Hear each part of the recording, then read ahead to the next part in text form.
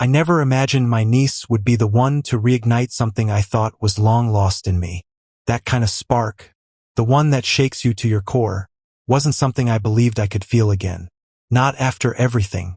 The years following my divorce from Sandra had been marked by an endless routine. It was as though the farm had absorbed the hurt, burying the past under layers of chores and days that blended into each other. My mornings were predictable. Feed the animals, mend the fences, tend to the crops. At night, I would sit alone on the porch, a cup of coffee or a glass of bourbon in hand, watching the sun dip below the rolling hills. The silence was my solace. It allowed me to escape the betrayal, to forget that I had once built my life around someone who would eventually shatter it.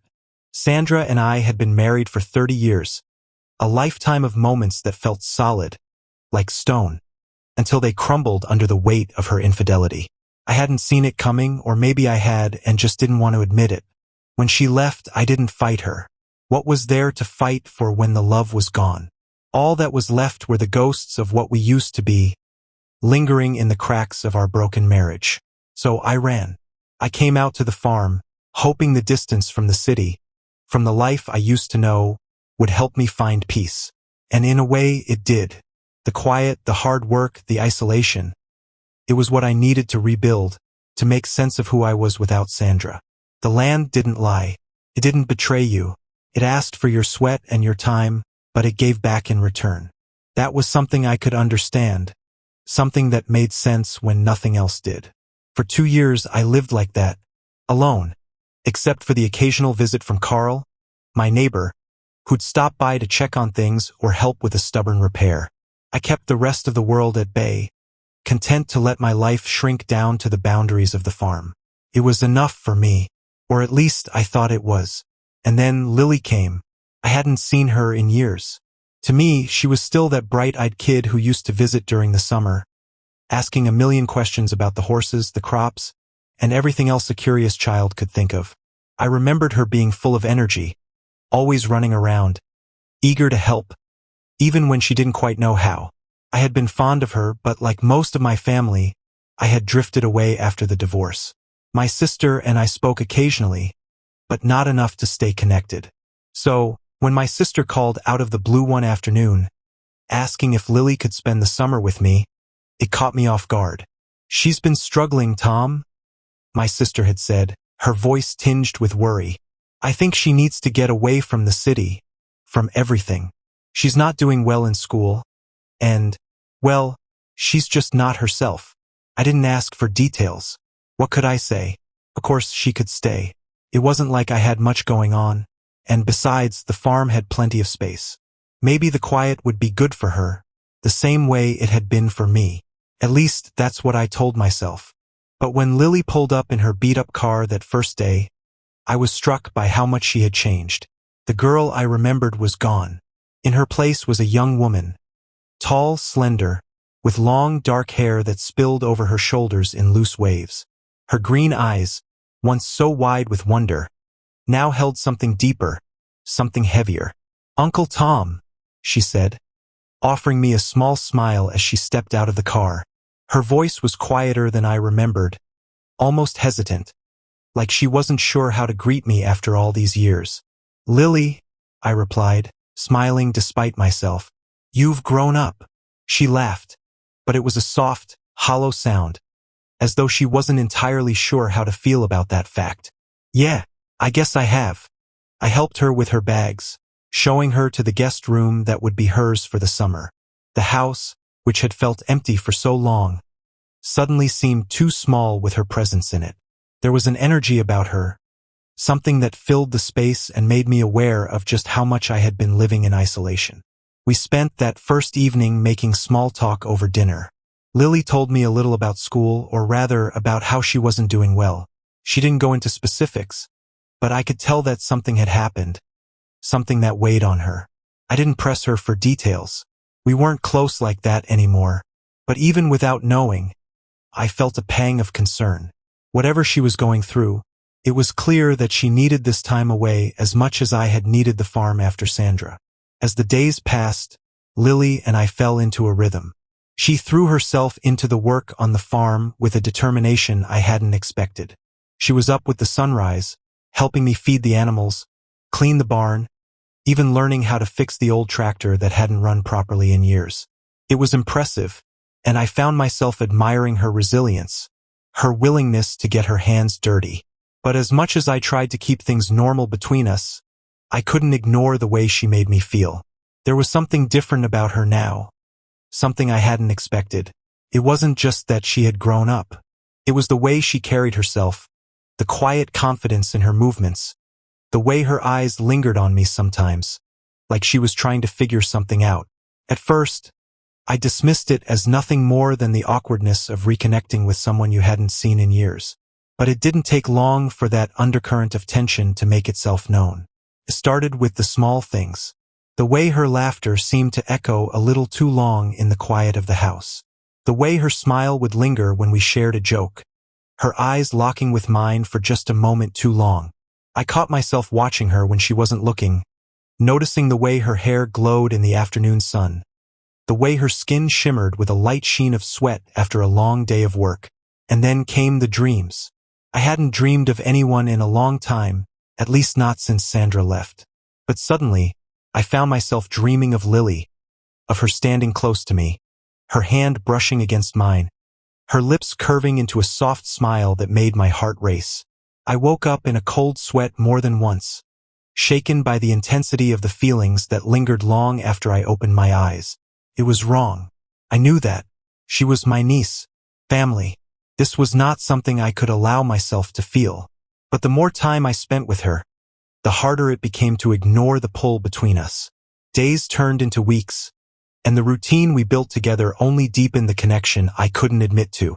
Lily fit into the farm life surprisingly well, like she had been waiting for this kind of simple, steady rhythm all along. It was comforting in a way, but it also made everything harder. Her presence was no longer just a summer visit. It had become a part of my daily life. Mornings started early, with the pink glow of dawn lighting up the fields. Lily would emerge from her room, hair tousled, wearing an old flannel shirt and jeans, ready to dive into the work. She took to it naturally, as if hard labor was the answer to whatever turmoil she'd left behind in the city. She never spoke about it directly, but I caught glimpses, small cracks in her demeanor when she thought I wasn't paying attention. One morning, we were repairing the old fence on the north side of the property, the air thick with the smell of dirt and fresh grass. I glanced over at her, watching as she wiped sweat from her brow with the back of her hand. There was a determination in her movements, a kind of focus that went beyond the task at hand. She was working to forget something. "You're getting good at this," I said, trying to keep the conversation light, though my thoughts were anything but. Lily looked up at me, a small, tired smile playing on her lips. "I like it," she replied. "Feels good to just do something with my hands. It clears my mind." I nodded, understanding more than I cared to admit. "Yeah, that's what this place does. It gives you something to focus on." She was silent for a moment, her eyes drifting to the horizon, the endless stretch of farmland disappearing into the distance. "I needed this," she said softly. I didn't know how much I needed it. There was something in her tone, something deeper than just a passing comment, but I didn't press her. Instead, we fell into an easy silence, the kind that had become more common between us.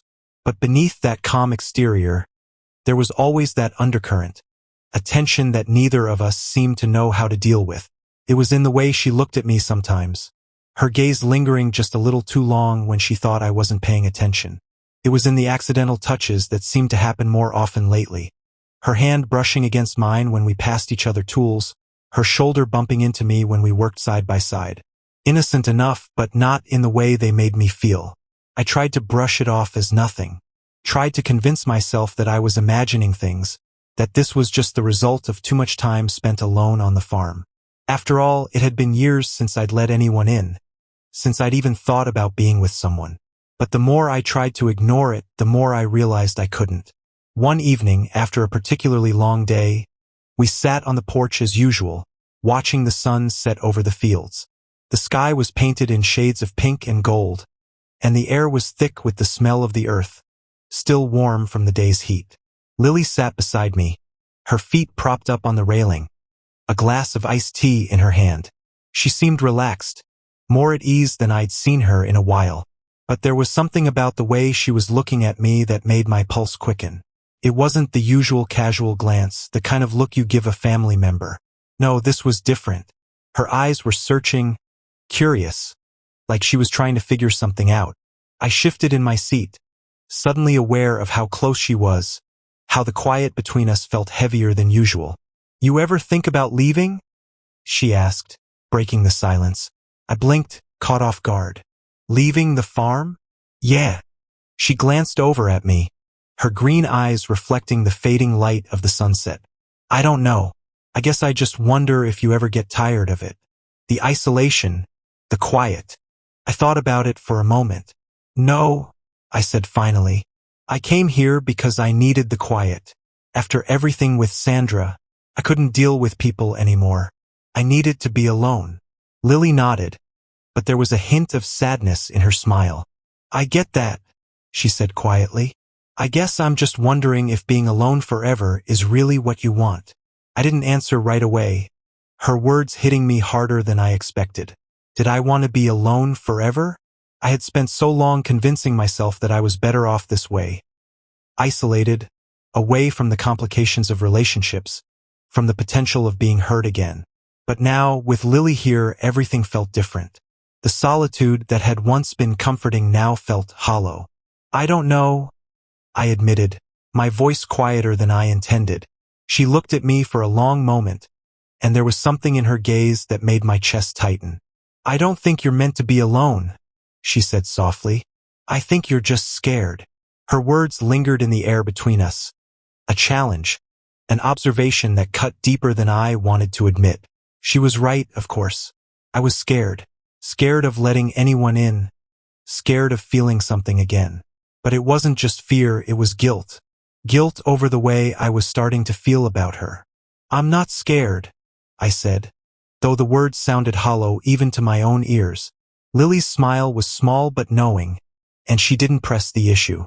Instead, she leaned back in her chair, her eyes drifting back to the horizon. "Maybe not," she said, her voice soft, "but I think you are." The conversation should have ended there. I should have brushed it off, made a joke, changed the subject. But the tension between us had built to the point where I couldn't ignore it anymore. "Lily?" I began, not sure what I was even going to say. She looked over at me, her expression unreadable. "Yeah." I hesitated, my heart pounding in my chest.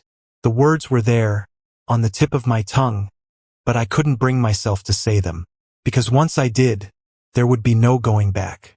I could feel the weight of the moment pressing down on me, the air thick with something unsaid. I trailed off, swallowing hard. "I think it's time for me to get some rest." Her eyes flickered with something. Disappointment, maybe, but she didn't say anything. She just nodded, offering me that same small, tired smile. "Yeah, I guess it's been a long day." I stood up, feeling the tension in my shoulders, the tightness in my chest. "Good night, Lily." "Good night, Uncle Tom," she replied softly, her eyes following me as I made my way inside. But even as I closed the door behind me, I couldn't shake the feeling that something had shifted between us. Something that neither of us could ignore for much longer. The air felt heavier after that evening, like the unspoken tension between us had finally taken on a life of its own. I found myself avoiding Lily in small ways, nothing too obvious, but enough to give me space to think, to figure out what the hell I was doing. I buried myself in the work. The farm was always demanding, and it provided me the excuse I needed to distance myself. Fixing fences, clearing brush, repairing the roof of the old barn. It all kept my hands busy, but it did nothing to stop the thoughts racing through my head. I couldn't shake the way she'd looked at me, the way her words had cut through the layers of walls I'd built around myself. Lily, on the other hand, seemed less inclined to keep her distance. If anything, she was everywhere, working harder than ever, always finding a reason to be close. She'd show up to help with chores I didn't need help with, linger around the barn, sit next to me at dinner, our knees brushing beneath the table. Small things, but they added up, each touch, each look, stoking the fire inside me that I was desperately trying to contain. One evening, after we'd both worked late, the sun dipping low behind the fields, she found me in the barn, stacking bales of hay for the morning. I hadn't expected her. I hadn't even heard her come in. "You work too much, you know that?"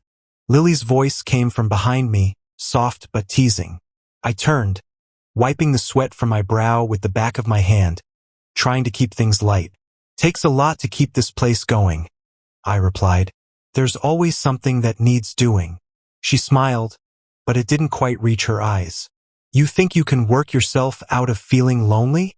The question hit harder than I expected, and for a moment, I didn't know what to say. Her eyes were steady, locked on mine, and there was no humor in her tone this time. She wasn't teasing me. She was calling me out. "I don't know what you're talking about," I said, turning back to the hay, trying to focus on the task at hand, but my hands were shaking, betraying me. Lily stepped closer, the sound of her boots soft against the barn floor. "Yes, you do," she said quietly. "You've been avoiding me, Uncle Tom." I froze, my back to her, my heart pounding in my chest. She was right, of course, but I couldn't admit it. Not to her, not to myself. I had been avoiding her, trying to create space between us because I knew, deep down, that this was heading somewhere dangerous. "I haven't been avoiding you," I said, my voice gruff but unconvincing. "I've just been busy." Lily didn't buy it. She stepped even closer until I could feel her presence just behind me, the warmth of her body too close for comfort. "You can't keep pretending nothing's going on," she whispered, her voice trembling slightly. "I know you feel it too." I turned around, the words catching in my throat.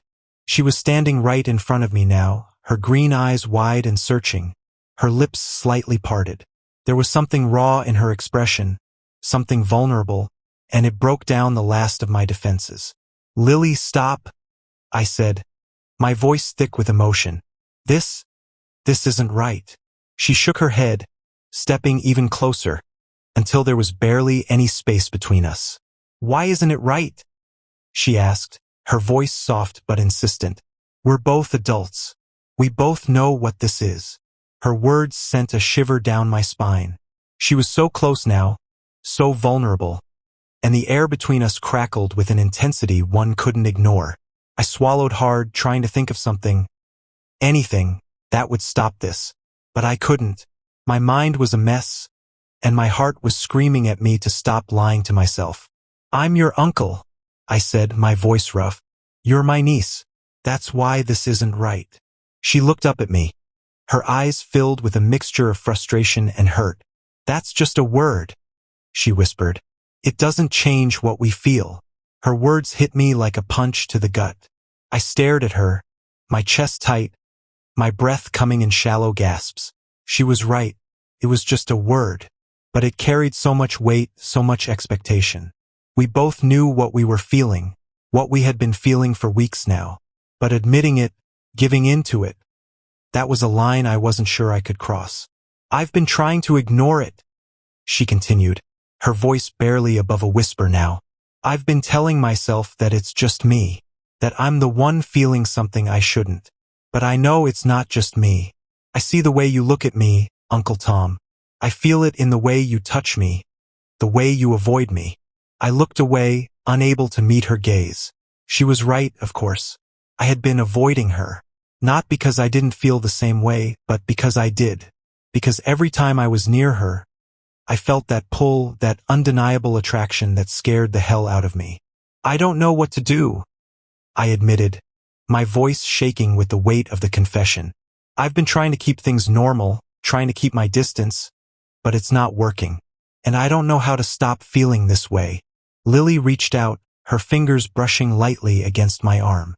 The touch was soft, tentative, but it sent a jolt through me all the same.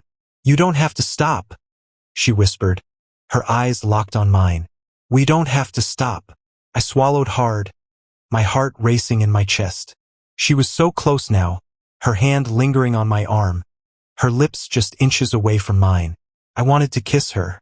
God, I wanted to kiss her so badly, but I couldn't. This is wrong, I said, my voice barely audible. Then why does it feel so right? She asked, her voice trembling. Before I could stop myself, I reached up, cupping her face in my hands, my thumb brushing lightly against her cheek. Her skin was warm, soft beneath my touch, and I felt her lean into my hand, her eyes fluttering closed for just a moment. I don't know, I whispered, the words catching in my throat. And then, before I could think, before I could stop myself, I kissed her. The moment our lips met, it was like something inside me broke free. Every ounce of restraint, every wall I had built over the past few weeks, crumbled in an instant. Her lips were soft, warm, and she kissed me back with a desperation that matched my own. I pulled her closer, my hands sliding down to her waist, feeling the curve of her body against mine.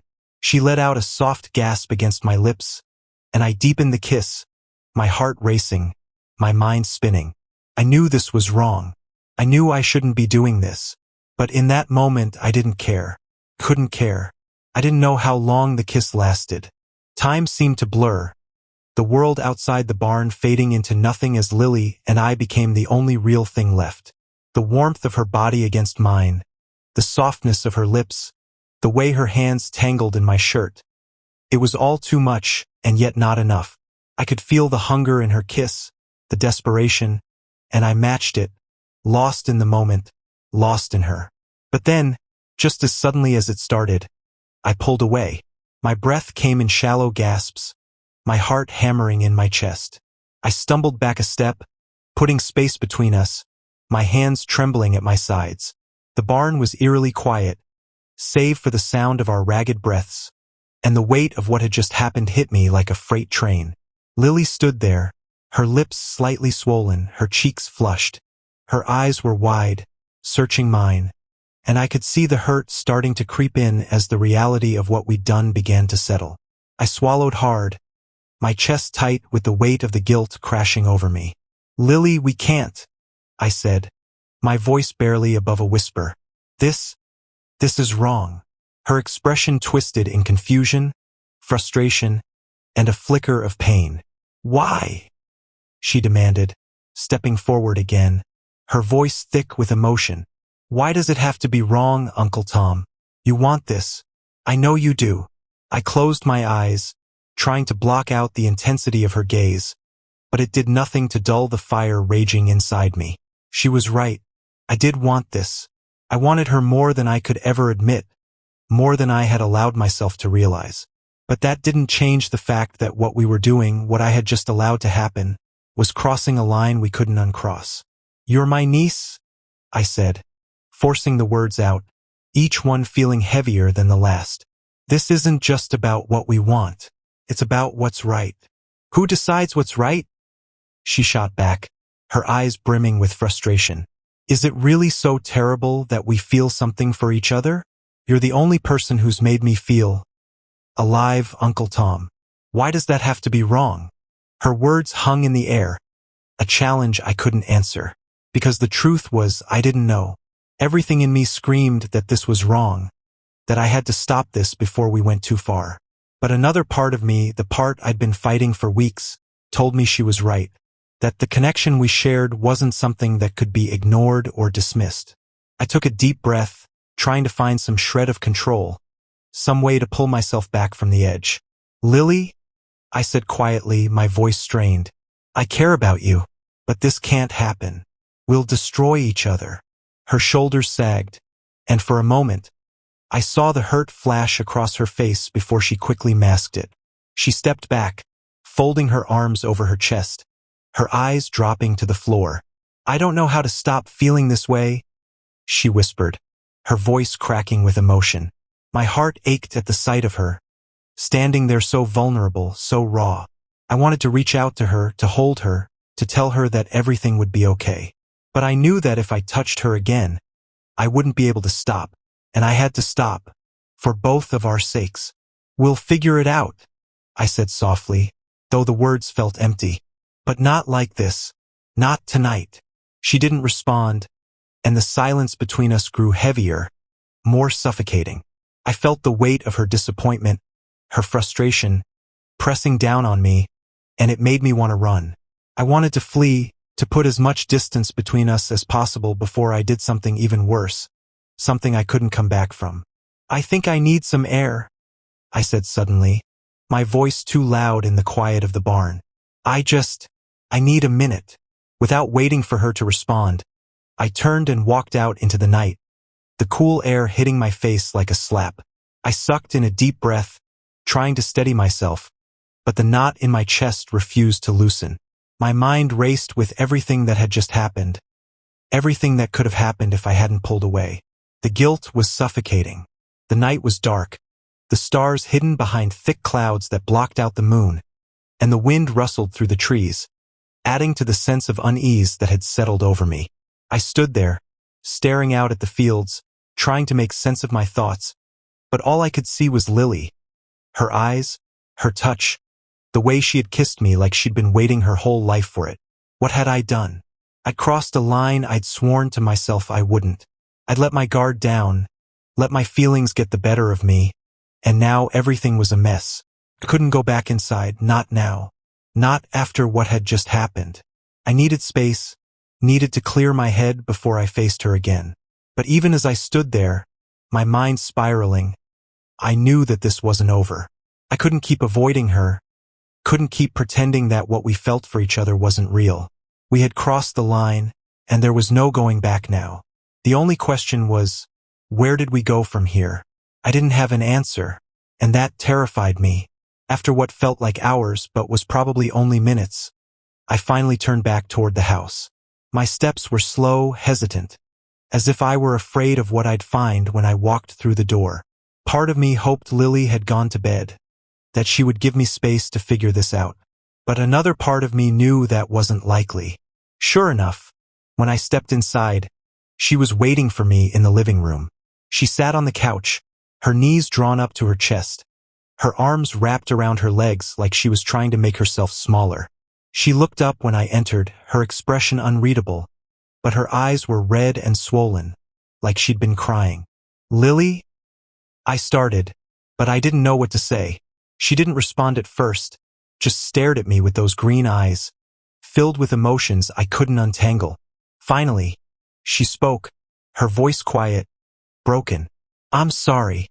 Her apology caught me off guard, and for a moment, I didn't know how to respond. "What are you sorry for?" She shrugged, her gaze dropping to the floor. "For making things complicated.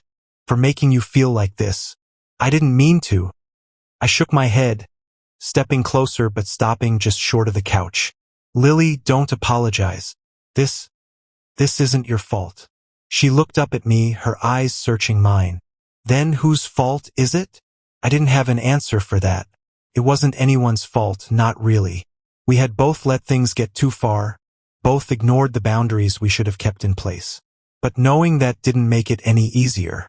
"I don't know," I said softly, "but we can't keep doing this. We have to find a way to stop." Lily's face crumpled, and for a brief moment, I saw the hurt flash across her expression before she quickly looked away, hiding her pain from me. "I don't want to stop," she whispered. "I don't want to pretend this isn't real." Her words sent a jolt through me, and I felt the same pull I'd been fighting for weeks. I wanted to go to her, to tell her that I didn't want to stop either, that what we felt was real. But I couldn't, not without making everything worse. "I'm sorry," I whispered, my voice thick with emotion. "But we have to." She didn't say anything else.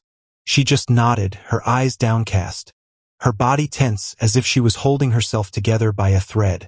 And in that moment, I knew I'd broken something between us, something that couldn't be easily fixed. The silence that followed was unbearable. I stood there in the middle of the living room, staring down at Lily as she sat curled up on the couch, her face a picture of quiet devastation. My words hung in the air between us, a thin thread of guilt and regret pulling tighter with every passing second. I wanted to say something, anything, to make it better, but I knew there were no words that could fix this. I had crossed a line, and even though I had pulled back before things went too far, the damage was done. The tension that had simmered between us for weeks had finally boiled over, and there was no undoing it now. "I think I'll go to bed," she said quietly, breaking the silence. Her voice was calm, but there was an unmistakable fragility in it, like she was barely holding herself together. I nodded, feeling a lump in my throat. Yeah, that's probably a good idea. Lily stood up slowly, her movements stiff and deliberate, as if she were trying to move carefully, so as not to fall apart. She didn't look at me as she walked past, her footsteps soft against the wooden floor, and just like that, she was gone, leaving me alone in the suffocating quiet of the house. I didn't know what to do with myself. My mind raced, replaying the events of the night over and over again, each moment sharper and more painful than the last. The kiss, the way she had looked at me, the way I had almost let myself fall completely. I ran a hand through my hair, letting out a long, shaky breath as I tried to calm the storm raging inside me. But there was no calming it. Not tonight. I needed air. I needed space. Without thinking, I grabbed my jacket and stepped out onto the porch, the cool night air hitting me like a shock to the system. The stars were out now, the sky clear and vast, and the soft rustle of the trees was the only sound in the stillness. I sat down on the old wooden swing, staring out into the darkness, my thoughts a tangled mess of guilt, confusion, and desire. What the hell was I doing? I had spent so long telling myself that what I felt for Lily was wrong, that I had to keep my distance, that I had to protect her. But the truth was, I didn't know how to protect either of us anymore. My feelings for her were real, and no matter how much I tried to deny it, I couldn't ignore that pull any longer. She was more than just my niece. She was everything, but that didn't make it right. The wind picked up, rustling the leaves in the trees, and I leaned back in the swing, my thoughts drifting back to Lily. Her smile, the way her eyes lit up when we talked, the sound of her laughter. I couldn't stop thinking about her, and the more I thought, the deeper I sank into the mess I had created. I wasn't supposed to feel like this. She was my family, my niece. This was wrong. But every time I told myself that, the words felt more hollow, more meaningless. The connection we shared was undeniable, and it terrified me because I didn't know where it would lead. I was scared of what would happen if I let myself go, if I stopped holding back. But I was even more scared of what would happen if I kept pushing her away. I stayed outside for hours, long after the chill in the air had sunk into my bones. My mind ran in circles, grappling with the same thoughts over and over again, until I was too tired to think anymore. When I finally dragged myself back inside, the house was silent. Lily's door was closed, and I could only hope that she was sleeping, that she had found some peace after the mess I had made of things. I didn't sleep that night. Couldn't. The next morning, the air between us was thick with unspoken tension. We worked side by side in silence, fixing the chicken coop, feeding the horses, going through the motions of our usual routine as if nothing had changed. But everything had changed. I could feel it in the way she moved, the way her eyes avoided mine, the way her laughter was absent from the morning air. It was like the light in her had dimmed, and I hated myself for being the cause of it. As the sun climbed higher in the sky, we took a break, sitting down on the porch, drinking water and staring out at the fields. I glanced at Lily, watching her as she sat with her knees drawn up to her chest, her face turned toward the horizon. "You okay?" I asked, the words coming out quieter than I intended. She didn't look at me. "Yeah," she said, but her voice was flat, distant. I nodded, unsure of what else to say. The silence between us stretched on, the weight of everything unspoken pressing down on both of us. "I'm thinking about leaving early," she said suddenly, her voice breaking through the quiet like a shock. My stomach dropped. "What?" Lily turned to me then, her green eyes meeting mine for the first time all morning. "I just think, maybe it's better if I go back early, to the city. I wasn't planning on leaving until the end of summer. But, I don't know, maybe it's better this way." I felt a sharp pang in my chest, the thought of her leaving hitting me harder than I expected. "You don't have to go," I said quickly, my voice more urgent than I meant it to be. "Lily, you don't have to leave." She looked away again, her fingers tracing the wood grain of the porch. "I think I do, Uncle Tom. We both know things have gotten complicated, and I don't want to make it harder for you, for either of us. I opened my mouth to argue, to tell her that we could figure it out, that she didn't need to run away. But the words caught in my throat. I couldn't deny that she was right. Things had gotten complicated, too complicated. And maybe her leaving was the only way to fix it. But the thought of her leaving, of this house being empty again, made my heart ache in a way I hadn't felt in years. I don't want you to go, I said softly, my voice barely more than a whisper. Lily didn't answer right away. She just sat there, staring out at the fields, her expression unreadable. Finally, she spoke, her voice quiet and steady. I don't want to go either, but maybe it's for the best. The words hung between us, heavy and final, and I knew then that there was nothing I could say to change her mind. She had made her decision, and maybe deep down I knew she was right. Maybe it was for the best. The next few days passed in a blur, a whirlwind of preparations and goodbyes. Lily packed up her things. The summer that was supposed to stretch out before us suddenly cut short. The conversations we had were brief, awkward, as if we were both afraid of saying something that would make everything worse. I wanted to stop her. I wanted to tell her that I didn't care about what was right or wrong anymore, that I didn't want her to leave. But I couldn't. The guilt, the fear of what we had become, was too strong, and I didn't know how to fix it. The morning she left, I stood on the porch, watching as she loaded her bags into the trunk of her car. She moved quickly, efficiently, as if she were trying to get out before either of us could change our minds. She turned to me, her eyes meeting mine one last time, and for a moment, I saw a flicker of something, regret, sadness, maybe even hope, but it was gone just as quickly. Take care of yourself, Uncle Tom, she said, her voice steady but distant. You too, I replied, my chest tight with the weight of everything I hadn't said. She nodded once, then got into the car and drove away, the sound of the engine fading into the distance as the dust from the road settled around me. And just like that, she was gone. The house was silent after Lily left, the kind of silence that had once brought me peace but now felt suffocating. I walked back inside after watching her car disappear down the dirt road, the echo of the door closing behind me reverberating through the empty rooms. The absence of her presence hit me harder than I expected, as if the space she had occupied for the past few weeks had suddenly grown too big, too hollow. For the first time in years, I felt truly alone. I tried to go back to my routine, to let the work on the farm consume me like it had after Sandra left, but it didn't work this time. The hours passed slowly. The chores that used to provide comfort now felt meaningless. Each morning, I woke with a sense of dread, knowing the day would be spent in silence, with nothing to distract me from the thoughts I'd been trying to suppress. I couldn't escape her. Every corner of the house reminded me of Lily, her laughter echoing through the halls, the smell of her perfume lingering in the guest room, the sight of her sitting on the porch, her green eyes full of questions I hadn't been able to answer. The memories of that night in the barn haunted me, the kiss we shared replaying in my mind, the taste of her still lingering on my lips. I hated myself for it, but more than anything, I missed her. I missed the way she made the house feel alive again, the way she brought light into the dark corners of my world. She had become a part of this place, and without her, it felt empty in a way it never had before. Carl noticed the change in me almost immediately.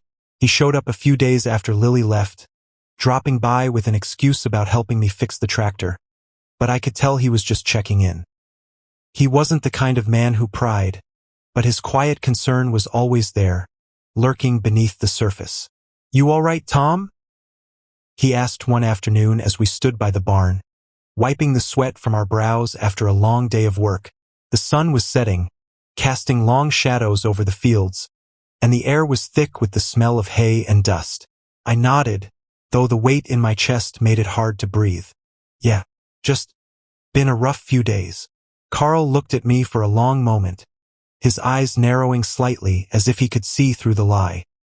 He was quiet for a beat, then leaned against the barn wall, crossing his arms over his chest. She left, didn't she? I froze, caught off guard by the directness of his question. I hadn't told him about Lily leaving, I hadn't told anyone. But of course, Carl had known her well enough to notice her absence. Yeah, I admitted, the word feeling heavy on my tongue. She left early. Carl nodded slowly, as if he had expected as much. He didn't say anything for a moment, just watched the sun dip below the horizon, his expression thoughtful. Then he let out a long sigh and turned to face me. She was good company, he said quietly. House must feel a bit empty without her. I didn't respond, the lump in my throat making it impossible to speak. Carl shifted, his gaze steady and unwavering. You all right with her leaving? The question was simple, but it cut deep. I wasn't all right with it. I wasn't all right with any of it. But how could I explain that? How could I tell him about the mess I had made, about the way I had let my feelings for Lily spiral out of control? Couldn't. Not to Carl. Not to anyone. I'll get by, I said finally, the words feeling hollow even as I said them. Carl nodded again, though I could tell he wasn't convinced. He opened his mouth to say something else, but thought better of it, turning his attention back to the fields.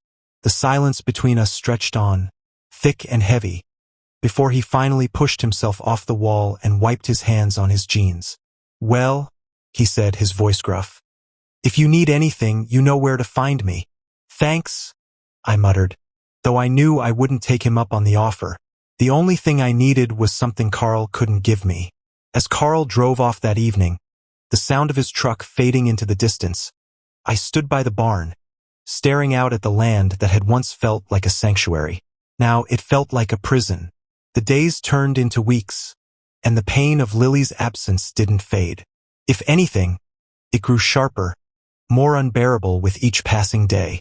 I spent more time out in the fields, working until my hands were raw, trying to exhaust myself to the point where I could sleep through the night without dreaming of her. But the dreams still came. In them, she was always there, smiling, laughing, her hair blowing in the wind as she stood on the porch, waiting for me. Sometimes, the dreams took me back to that night in the barn, the kiss we had shared, the heat of her body against mine. I woke from those dreams drenched in sweat, my heart racing, guilt gnawing at my insides like a cancer. I didn't know how to stop feeling like this. I didn't know how to stop wanting her, even though I knew it was wrong. The boundaries that had once seemed so clear had become blurred, and I was drowning in the confusion of it all. One evening, after another long day of trying and failing to distract myself, I found myself standing on the porch, staring out at the horizon as the sun dipped low in the sky.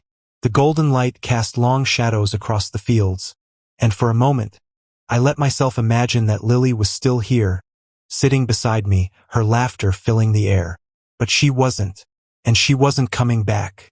I sank down onto the porch swing, the wood creaking beneath me as I leaned back, my eyes closing as I let out a long, slow breath. I didn't know how to move forward from this. The farm, the life I had built here, it wasn't enough anymore, not without her. And the worst part was, I didn't know if I could ever tell her that. Because even if I wanted to, even if I reached out to her, what could I say? That I had made a mistake? That I should have let myself love her instead of pushing her away? It was too late for that now. She had gone, and I was left here, alone with the consequences of my actions. I didn't realize I had fallen asleep until I woke up hours later. The sky dark and full of stars. The cool night air had settled over the farm, and I shivered as I sat up, rubbing my eyes and blinking against the darkness. The ache in my chest hadn't faded. It had only grown stronger, more unbearable. I stood, stretching my stiff limbs before heading back inside, the house feeling colder, emptier than ever. As I climbed the stairs to my room, I couldn't shake the feeling that I had lost something important, something I could never get back. Weeks turned into months, and the sharp edge of Lily's absence dulled, but it never truly left. I still thought about her every day, still felt the weight of what I had done pressing down on me like a lead blanket. The farm kept me busy, and for a time, it was enough to get through the days without falling apart. But every night, when the work was done and the quiet of the house closed in around me, I found myself staring at the empty guest room, wondering what might have been if I had made a different choice, if I had let myself love her. Months passed, and life on the farm settled into a pattern of monotony. I had learned to live with the ache of missing Lily, though it never truly went away.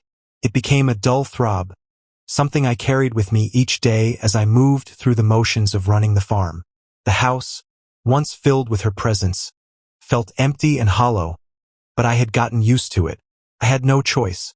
I told myself I was doing the right thing by letting her go, by keeping the distance between us.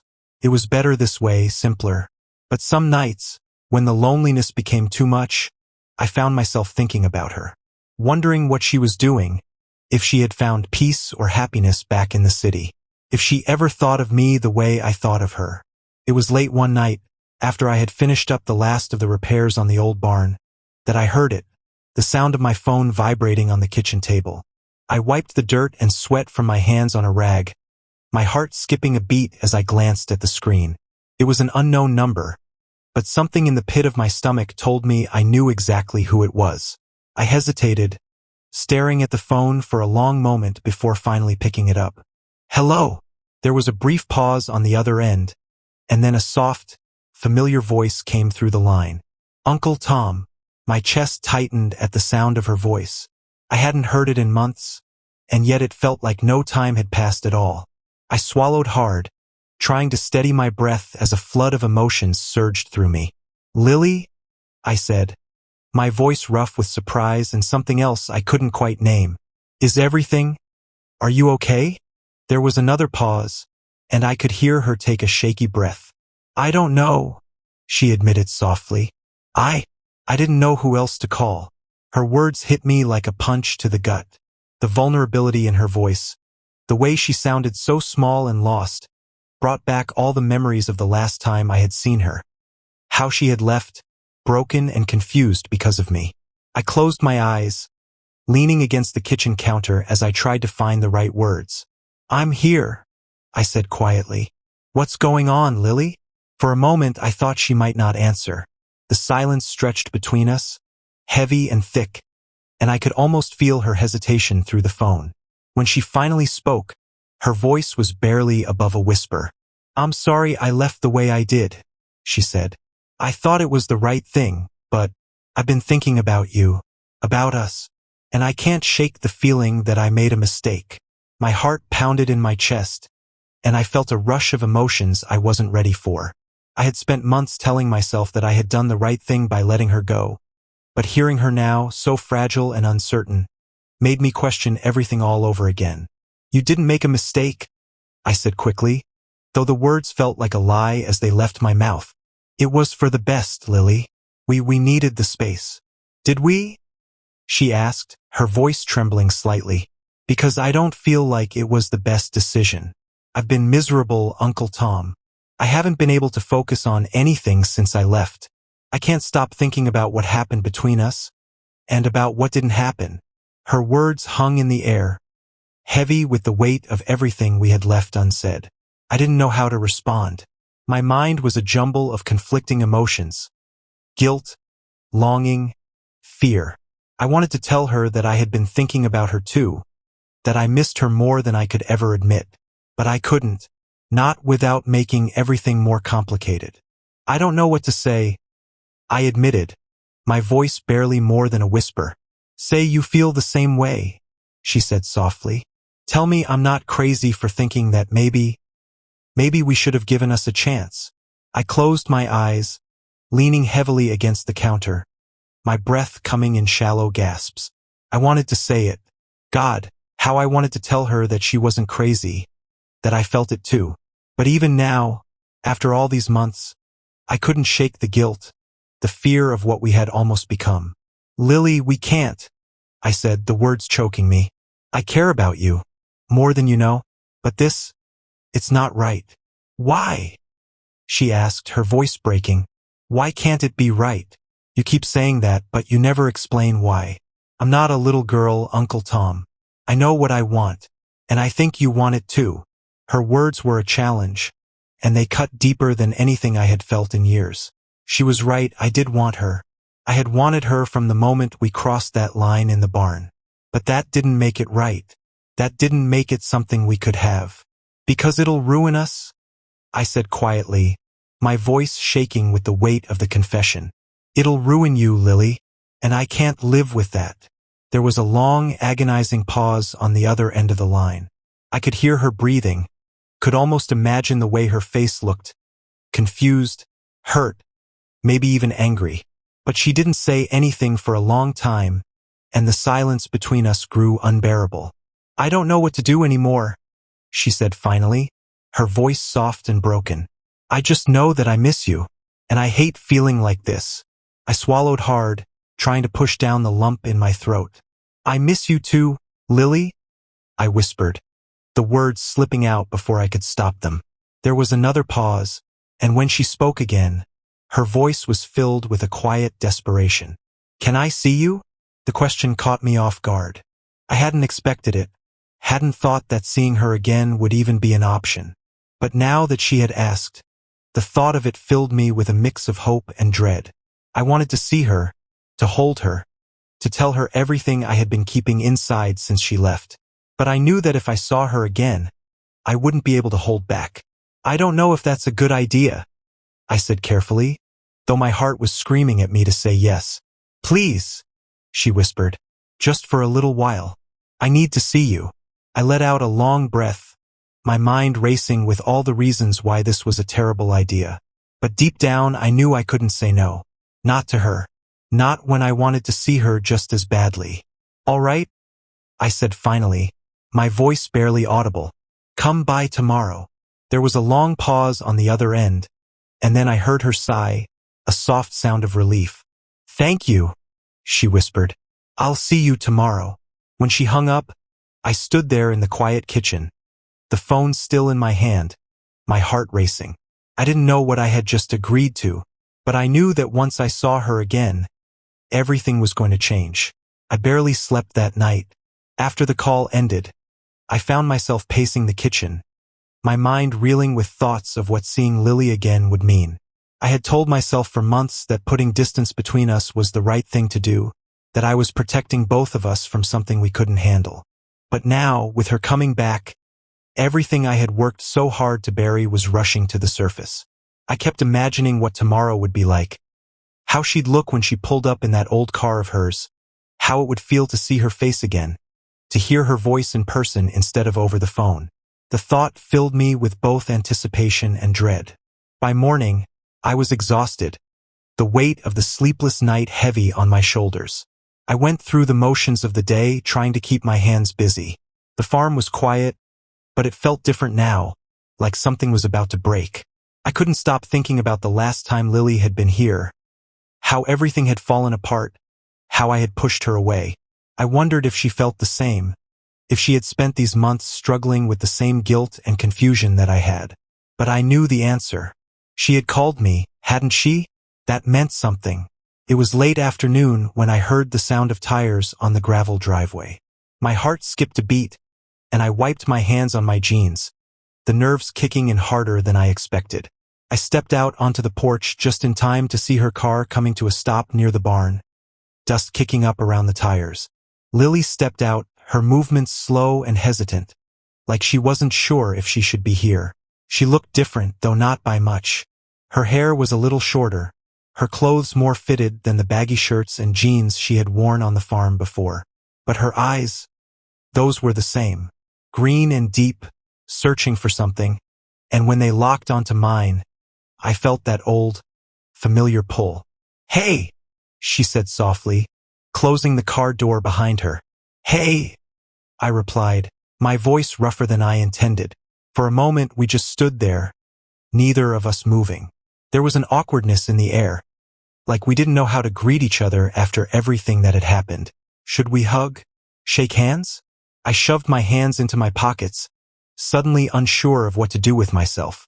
I wasn't sure you'd want to see me, Lily said, breaking the silence. She smiled faintly, but there was uncertainty in it. I wasn't sure either, I admitted, stepping down from the porch. But I'm glad you called. The words felt strange, like they didn't quite fit the situation, but they were true. Seeing her again stirred something in me that I had tried to suppress. It wasn't just about the guilt or the confusion. It was about her, about the connection we had tried so hard to deny. We stood there for a few moments, the distance between us feeling both too small and too wide at the same time. I couldn't stop looking at her, couldn't stop wondering if this was a mistake or if it was exactly what I needed. "I've been thinking a lot," she said finally, her voice soft, "about what happened, about what we didn't say." I nodded, though I didn't trust myself to speak yet. "I don't know if I can forget about it," she continued, her eyes dropping to the ground for a moment before meeting mine again. "I don't know if I want to." Her words hung in the air, and I felt my chest tighten. I had spent so much time telling myself that I had made the right choice by pushing her away. But now, with her standing in front of me, those convictions felt fragile. I didn't know what I believed anymore. "I don't know if I can forget either," I admitted, my voice quieter than I intended. Lily took a step closer, her eyes searching mine. "Then why are we pretending like it didn't happen? Why are we pretending like we don't feel this?" Her question cut through the silence, sharp and direct, and I felt the weight of it settle over me. I had been pretending that the time apart had been enough to fix things, pretending that distance could erase the way I felt about her. But it hadn't. "I thought it was for the best," I said, my voice thick with emotion. "I thought that if I pushed you away, it would make things easier." "Easier for who?" she asked softly, taking another step closer. "Because it hasn't been easier for me." Her words hit me harder than I expected, and for a moment, I couldn't find the right response. She was right. Nothing about this had been easy.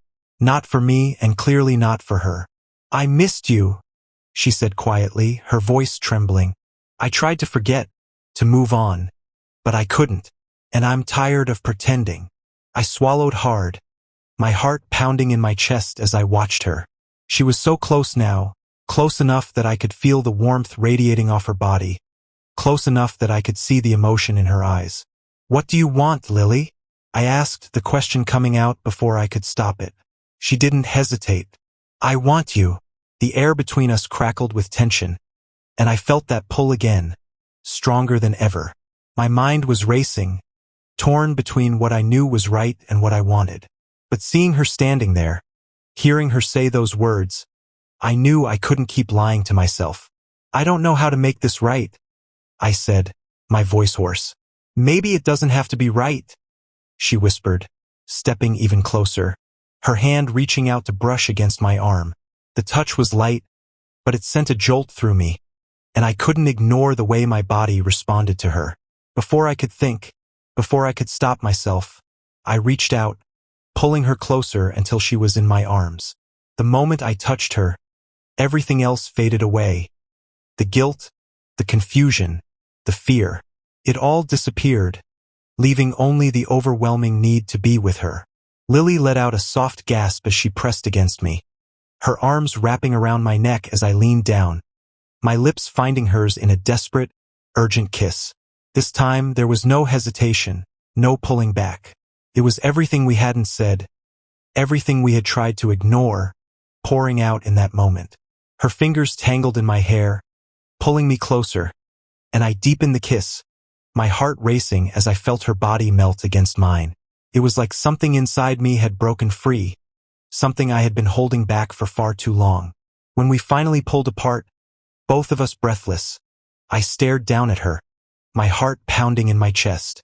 Her eyes were wide, filled with a mixture of desire and relief, and I knew that this was it. There was no going back now. "I'm not pretending anymore," I whispered, my voice shaking. Lily smiled softly, her hand cupping my cheek. "Neither am I." The kiss had changed everything. In that moment, all the walls I'd built around myself came crashing down, leaving me exposed, vulnerable to the weight of the truth I'd been trying so hard to deny. The guilt was still there, lurking in the background, but it was no match for the overwhelming desire I felt when Lily was in my arms. I couldn't pretend anymore. We stood on the porch, both of us breathless from the intensity of the moment, and I couldn't tear my eyes away from her. Lily looked up at me, her cheeks flushed, her lips slightly swollen from the kiss. Her green eyes held a mix of relief, longing, and something deeper, something that made my chest tighten. I didn't think you'd do it, she whispered, a small smile tugging at the corners of her mouth. I didn't think I would either, I admitted, my voice low and unsteady.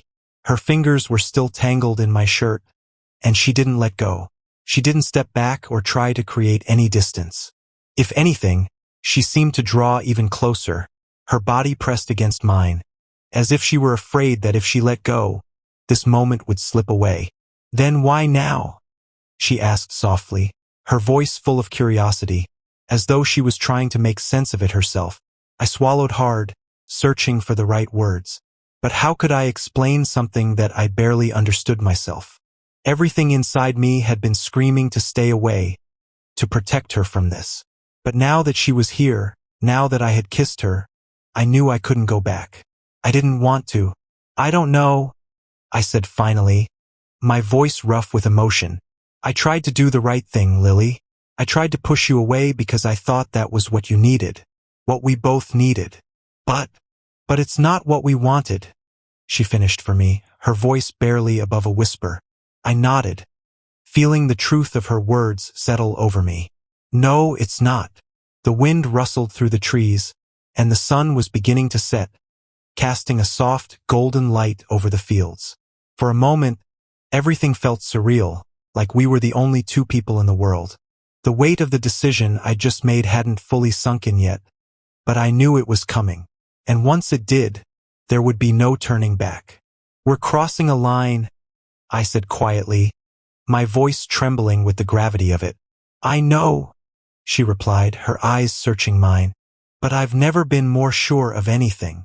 Her words sent a shiver down my spine, and I felt that same pull again, the one that had been there since she first stepped foot on the farm. It was undeniable, and I knew, deep down, that this was where everything had been leading. But now that we were here, now that the line had been crossed, I couldn't help but feel the weight of the consequences pressing down on me. I had spent months convincing myself that I was doing the right thing by keeping my distance, by denying what I felt. But the truth was, I had been running from something I couldn't outrun. The feelings I had for Lily were too strong, too real to ignore any longer. I'm scared, I admitted, the words slipping out before I could stop them. Lily's expression softened, and she reached up, cupping my face in her hands. Me too, she whispered, but I'm more scared of losing you, of pretending that this doesn't mean anything. Her words hit me hard, and I felt a lump form in my throat. I had spent so long trying to do the right thing, trying to protect her from the mess we were creating. But in the process, I had been hurting us both. I couldn't keep running from it. I couldn't keep pretending. I don't want to lose you either, I said quietly, my voice thick with emotion. But this isn't going to be easy. Lily smiled softly, her thumb brushing lightly against my cheek. I know, but I'd rather face the hard stuff with you than be without you. Her words, so simple yet so full of conviction, broke something inside me. I didn't deserve her, not after everything I'd put her through. But she was here, standing in front of me, willing to take on whatever came next, and I couldn't deny how much that meant to me. Without thinking, I leaned down and kissed her again, softer this time, less desperate but no less intense. Her lips parted beneath mine, and I felt her relax into me, her hands sliding down to rest against my chest. The kiss was slow, deliberate, a promise of everything we had been holding back for so long. When we finally pulled apart, I rested my forehead against hers, both of us breathing heavily, the tension between us palpable. What happens now? She asked, her voice barely a whisper. I didn't have an answer. I had spent so much time trying to avoid this moment that I hadn't thought about what would come after. But I knew one thing for certain. I wasn't going to let her go again. I don't know, I admitted, but we'll figure it out. Lily smiled, a small, hopeful smile that made my chest ache. Together, I confirmed, my voice steady. We stood there on the porch for a long time, the sun setting behind us, the golden light fading into a deep orange as the night crept in. The air was cooler now, but neither of us moved. Neither of us wanted to break the moment. For the first time in months, I felt a sense of peace. Not the kind that came from being alone, from shutting out the world, but the kind that came from accepting something you had been fighting for too long. I didn't know what the future held for us, but I knew that whatever it was, we would face it together. And that was enough. Later, as the night settled in, we moved inside, the air between us still thick with unspoken words. There was so much to talk about, so much to figure out, but neither of us seemed ready for that yet. We weren't ready to dissect what this meant or what would come next. Right now, we just wanted to be near each other, to feel the weight of the decision we had made sink in slowly, naturally. Lily sat on the couch, tucking her legs beneath her, her eyes following me as I moved about the room, turning on a few dim lights. The house felt different now, warmer, more alive, like her presence had breathed new life into it. "Do you regret it?" she asked suddenly, her voice soft but steady. I turned to look at her, surprised by the question. "Regret what?" "Kissing me," she said, her eyes locking with mine. "Choosing this." I crossed the room and sat down beside her, the space between us small but significant. I reached out, taking her hand in mine, feeling the warmth of her skin against my own. "No," I said quietly, my voice filled with certainty. "I don't regret it." Lily smiled, a slow, tentative smile that made my heart ache. "Neither do I." We sat in silence for a while, the weight of everything settling over us. It was strange, this feeling of finally giving in to something we had both been fighting for so long. There was still fear, still uncertainty, but beneath it all was a quiet sense of relief. We weren't running anymore. As the night wore on, I found myself thinking about the future, about what this meant for us, for the farm, for everything. But those thoughts were distant, pushed to the back of my mind by the presence of the woman sitting beside me. For now, it was enough just to be here, with her. The first light of dawn filtered through the thin curtains, casting a soft, golden glow across the room. I lay in bed, my eyes open but unfocused, listening to the quiet of the house. Everything felt different this morning. Lighter, more peaceful, but also tinged with a sense of inevitability. There was no running from the decision we had made last night. We had crossed the line, and now there was no going back. I turned over and found Lily asleep beside me, her breathing slow and steady, her face relaxed in a way I hadn't seen in a long time. She looked peaceful, her hair spread out across the pillow, her hand resting lightly on my chest. My heart ached at the sight of her, knowing how much had changed between us in just a few hours. Last night hadn't been planned. After we sat together on the couch, talking in low voices about everything and nothing, something shifted. The tension that had been building for months finally reached its breaking point, and neither of us had stopped it. We hadn't said much, just touched. Tentative at first, like we were afraid to break the fragile moment between us. But as the hours passed, those touches had deepened, turned into something more, something that neither of us could pull away from. Now, lying there in the quiet of the morning, I couldn't help but feel the weight of it all pressing down on me. I had spent so long telling myself that this was wrong, that I was protecting her by keeping my distance. But last night had shattered all of that. I had let her in, let myself give in to everything I had been trying to push away, and now I didn't know what came next. What was this? A mistake? Or the start of something else? I didn't have an answer. All I knew was that I didn't regret it. Couldn't. The way she had kissed me, the way she had held on to me like she was afraid to let go. It had felt right. More right than anything had in years. But that didn't make the future any less uncertain. I gently untangled myself from Lily, careful not to wake her as I slid out of bed. I needed to clear my head, to figure out what all of this meant before she woke up and we had to face it together. I pulled on my jeans and a t-shirt, slipping out of the room and heading downstairs. The house was still cool from the night, the smell of the earth and fresh morning air wafting through the open window. I stepped outside, the early morning sun warming my face as I walked out onto the porch. The field stretched out before me, bathed in the soft light of dawn, and for a moment, I let the peace of it all wash over me. This farm had been my refuge for so long, the place where I had come to heal, to to put myself back together after Sandra left. And now it was the place where everything had changed again. I leaned against the porch railing, my mind spinning with everything that had happened, everything that might happen. What was I supposed to do now? What did this mean for me and Lily, for the life we had both been trying to build? I had spent months pushing her away, convinced that I was doing the right thing. But now, standing here with the weight of last night hanging over me, I wasn't sure what the right thing even was anymore. The screen door creaked behind me, and I turned to see Lily standing in the doorway, wrapped in one of my old flannel shirts, her hair still tousled from sleep. She looked at me for a moment, her eyes soft and unreadable, before stepping out onto the porch. "Hey," she said quietly, her voice still thick with sleep. "Hey," I replied, my heart tightening in my chest.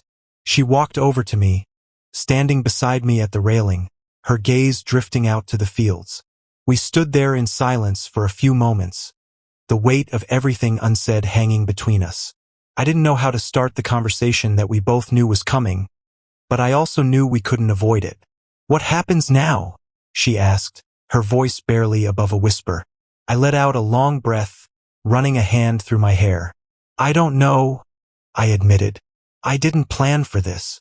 She smiled softly, though there was a hint of sadness in it. "Neither did I." We stood there for a while longer, the silence growing heavier with every passing second. I wanted to say something to make it easier, to reassure her that everything would be okay. But the truth was, I didn't know if it would be. This was uncharted territory for both of us, and I didn't have the answers. "I don't want this to be a mistake," she said suddenly, her voice trembling slightly. "I don't want to regret what happened." I turned to face her, my heart aching at the uncertainty in her eyes. "It wasn't a mistake, Lily," I said, my voice firm. "I don't regret it." She looked up at me, her eyes searching mine for something. Maybe reassurance, maybe hope. "Then what are we doing?" she asked, her voice barely above a whisper. I didn't have an answer, not one that would make sense of everything. But I knew one thing for certain. I didn't want to lose her again. "I don't know," I admitted, taking her hand in mine. "But whatever it is, we'll figure it out. Together." Lily smiled. A small, tentative smile that made my heart ache with a mix of relief and something deeper. "Together?" she repeated, her fingers tightening around mine. We stood there, hand in hand, watching the sun rise higher in the sky, casting its light over the fields that had once felt like a prison to me. But now, standing here with Lily, the future didn't feel so daunting. It didn't feel like something I had to face alone. Whatever came next, whatever challenges or complications were waiting for us, we would face them together. And for the first time in a long time, that felt like enough. The months that followed weren't easy, but we made it work. We didn't have all the answers, and there were times when the weight of what we had chosen felt too heavy to bear. But we didn't give up. We didn't run from it. Lily decided to stay at the farm, and together we built a life that wasn't perfect, but it was ours. There were still moments of doubt, moments when the world outside the farm pressed in on us, reminding us that what we had was unconventional, even taboo. But those moments grew smaller, and the love we had for each other grew stronger. In the end, it wasn't about doing what was right or wrong. It wasn't about what society thought or what others might say. It was about finding something real, something that made us both feel alive again. And that was enough. Ethan was throwing his fastballs again, showing off the arm that Coach Mark had been raving about all season. We were cleaning up dinner when he blurted out, "Coach says he's surprised how much I'm like him." Same run, same pitching form. He laughed like it was the funniest thing in the world. Julie dropped a plate, just a little clumsy, then quickly brushed it off. I wasn't laughing. Why the hell would Mark say that? Ethan's my son, not some reflection of his coach. That was the first moment when everything I knew, or thought I knew, about my family started shifting into something else entirely. After that night, things didn't feel right. Not between me and Julie, not with Ethan, not even with the air around us. It was like every conversation had an invisible question mark hanging over it, but I didn't want to jump to conclusions. I mean, Mark, of all people, he's just the baseball coach, right? The guy who hands out juice boxes after the games and makes corny jokes about bunting. This had to be my imagination playing tricks on me, but I couldn't let it go. The comment about Ethan being like him was burned into my brain, and it got worse from there. The next game, I sat in the bleachers like usual, but this time I was watching. Not the game, them. Julie showed up late, took her seat 2 rows behind me. I could feel her presence, but she hadn't said a word. My eyes darted between her and Mark. He was pacing along the field, barking out directions to the kids, but something about the way he glanced over to where Julie sat made my gut churn.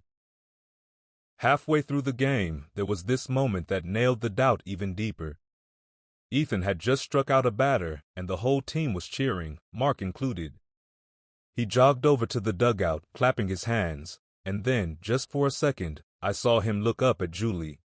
They exchanged a look, quick, but not quick enough for me to miss. The kind of look 2 people share when there's a history between them, a history I didn't know about. After the game, I tried to play it cool. Julie walked over to Ethan, giving him her usual proud mom smile, but I saw her eyes flick back to Mark once more. I was done pretending everything was normal. Later that night, I couldn't hold back anymore. I confronted her, not with accusations, just with a simple question I had no real answer for. How well do you know Mark? Julie didn't miss a beat. What? Why?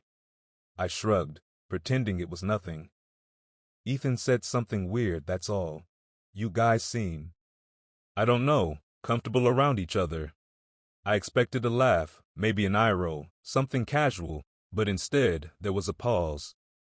The kind of pause that stretches longer than it should, long enough for you to start filling in the blanks.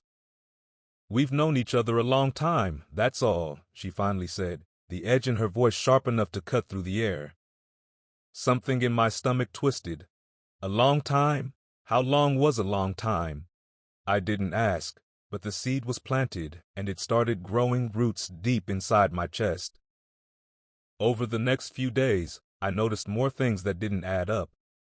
Julie was spending more time out of the house, often with vague explanations. Just running errands, she'd say. I'd ask where she'd been, and her answers would be quick, careless, as if she was dismissing a question she didn't want to bother answering. Meanwhile, every time Ethan brought up Coach Mark, it felt like a slap in the face. He talked about him more than ever, about how cool he was, how much fun he made practice. Coach says we should grab a burger sometime, Dad. You know, just the 3 of us, Ethan suggested one night at dinner. I smiled, but inside I was fuming. A burger with Mark? As if we were some buddy-buddy trio? Why was this guy inserting himself into my family like he belonged there? Then came the breaking point. Ethan was doing his homework at the kitchen table when my phone buzzed.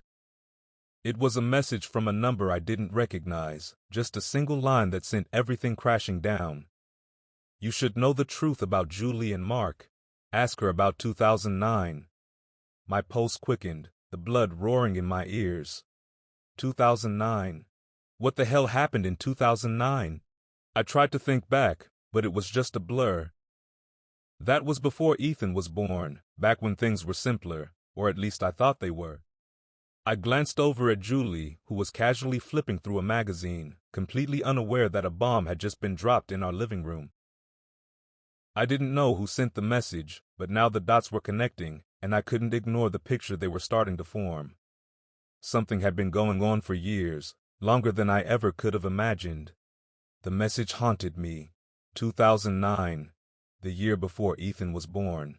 I couldn't focus on anything else. Who would send something like that? Someone trying to mess with me? Or, was it the kind of message you send when you know someone's being blindsided? Either way, it had cracked something open in me, and there was no closing it again. That night, I couldn't sleep. Julie was curled up next to me, her breathing slow and steady. I stared at the ceiling, that single line repeating in my mind over and over. Ask her about 2009. My thoughts spiraled, and by 2 a.m., I couldn't take it anymore. I slipped out of bed, trying not to wake her, and went to the living room, grabbing my laptop. I started looking for anything I could find.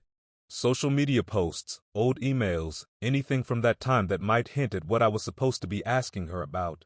But Julie was careful, too careful. There was nothing obvious until I remembered something. I still had the external hard drive we used to back up our old phones from years ago, long before the cloud took over everything.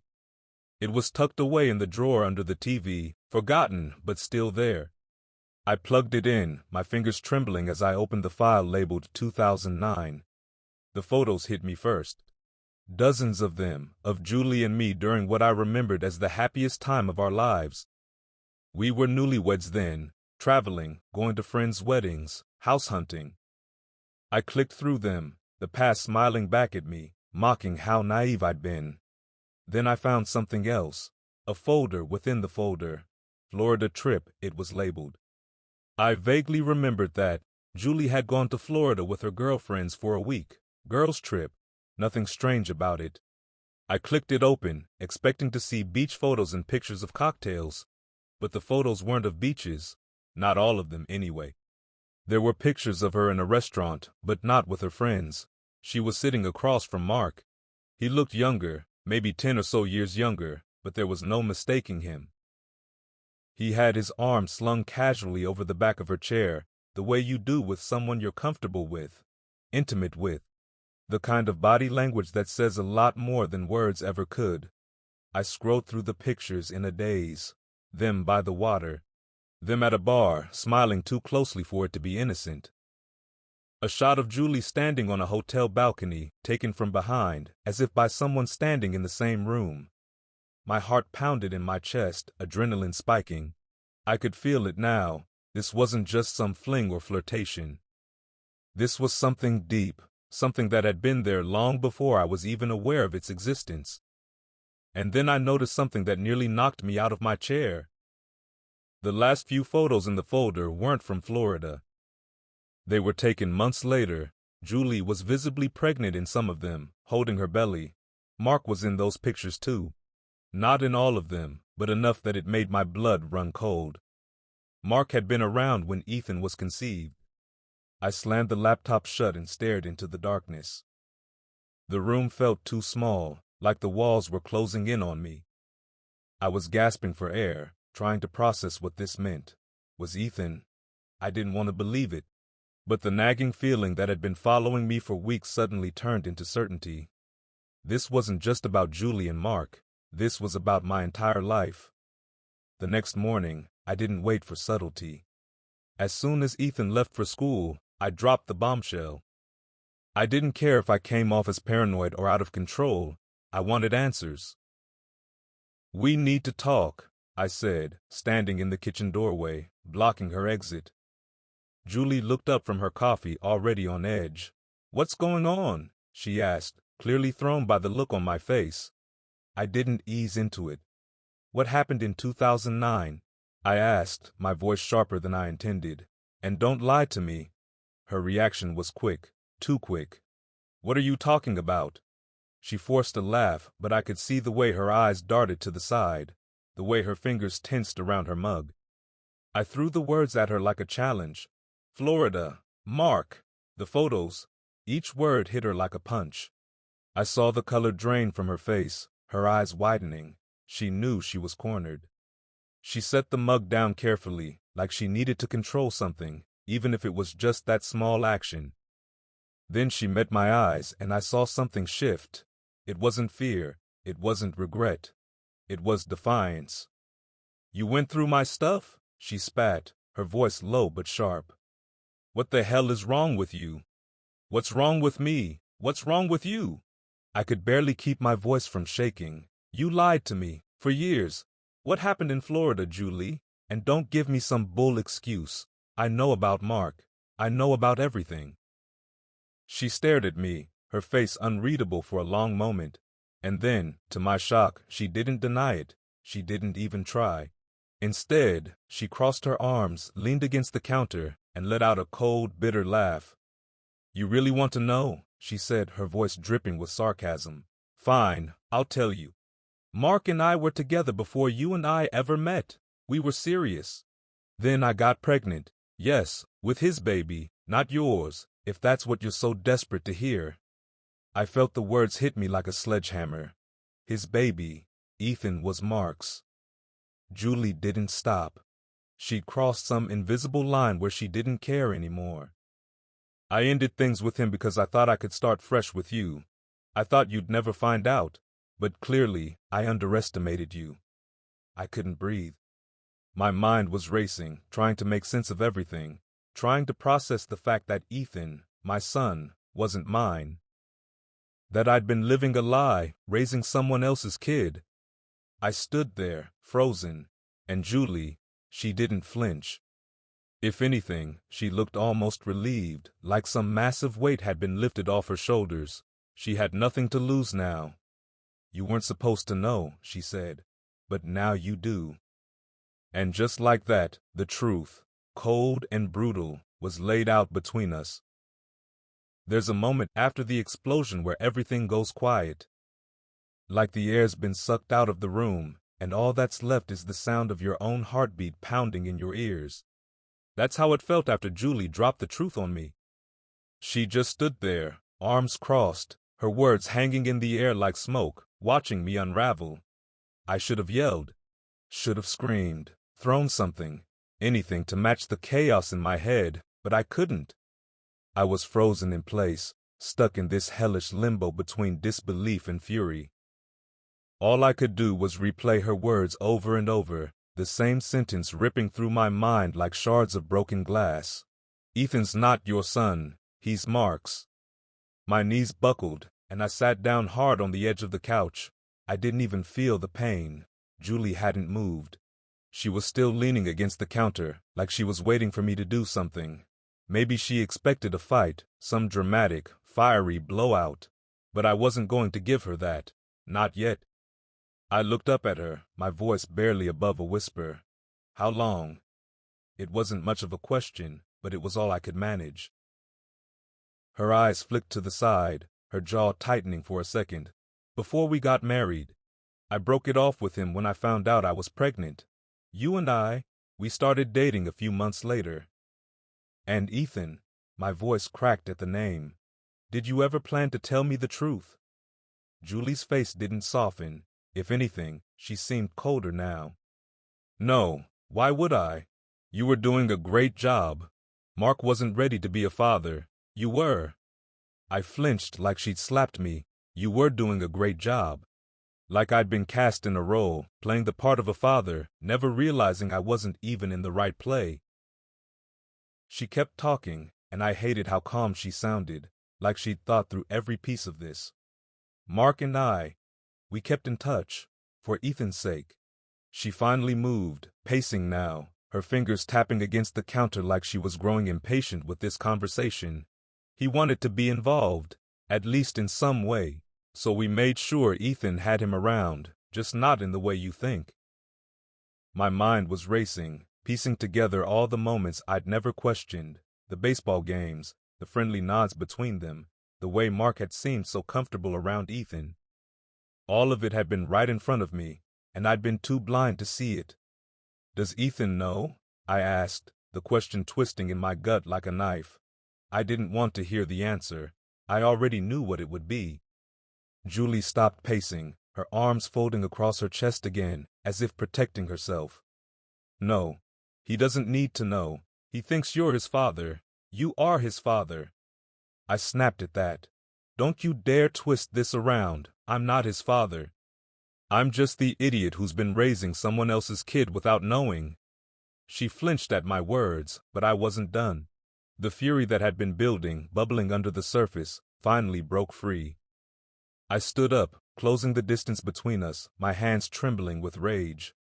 All this time, all these years, Julie, did you ever once think I deserved to know? Or were you just going to let me live in this effing fantasy forever? Her eyes flashed with anger now, like I'd crossed some line. What difference does it make? You love him. You've raised him like he's yours. What would telling you have changed? It would have just ruined everything for nothing. Nothing? I spat the word back at her, my voice shaking. Nothing? You call this nothing? You built our entire life on a lie. You robbed me of the truth, Julie. That's not nothing. She was glaring at me now, her body rigid, her voice biting back. "Oh, get off your high horse, will you? You think I enjoyed this? You think it was easy keeping that secret? I did what I thought was best for Ethan, for us. You wanted a family, and I gave you one." I couldn't believe what I was hearing. I stared at her, shaking my head in disbelief. "No, Julie. You didn't give me a family. You stole mine from me." There was a long, heavy silence after that, the kind that fills a room with tension so thick it's almost suffocating. Julie didn't speak. Neither did I. We just stood there, two people who used to share everything, now standing on opposite sides of a chasm too wide to cross. Then she said something that threw me completely off balance. "I thought about leaving you." Her voice was quieter now, almost detached. "After I found out I was pregnant, I thought about going back to Mark. I thought maybe we could make it work, the three of us. But he wasn't ready. He didn't want that kind of life. And you were so eager to be the husband, the father. It was easier this way." "Easier?" I echoed, my voice hollow. She nodded, almost to herself. "Yeah, easier. I didn't love him the way I used to. But I needed someone, and you, well, you were there." I felt like the floor had dropped out from under me. I was there. That's what I was to her, a convenient solution. "You needed someone," I repeated, the words bitter on my tongue. "Is that all I've been to you? Someone to fill the space?" Julie's eyes flashed with something I couldn't quite place. Regret, maybe, or was it just exhaustion? "It wasn't like that. Not at first. But things changed. People change. I didn't plan for this, any of this. It just happened." I couldn't stand to look at her anymore. Every word that came out of her mouth felt like another nail in the coffin of everything we'd built together, everything I thought we'd built. "Get out," I said, my voice low but firm. Julie blinked, startled. "What?" "Get out," I repeated, louder this time. "I don't care where you go, but I can't look at you right now." She didn't move right away. For a moment, I thought she might argue, but then, without another word, she turned and walked toward the door. She didn't even look back as she grabbed her keys and left, the door clicking shut behind her like a final, cold punctuation mark. I stood there in the silence, trying to piece together the shattered fragments of my life. Ethan was Mark's son. My son wasn't my son. The life I'd been living, the memories I'd cherished, they all felt fake now, like they belonged to someone else. The walls felt like they were closing in, the weight of it all too much to bear. I sank to the floor, my head in my hands, and for the first time in years, I cried. But it wasn't just anger or sadness that poured out of me. It was the realization that I had no idea where to go from here. The next few days felt like walking through quicksand.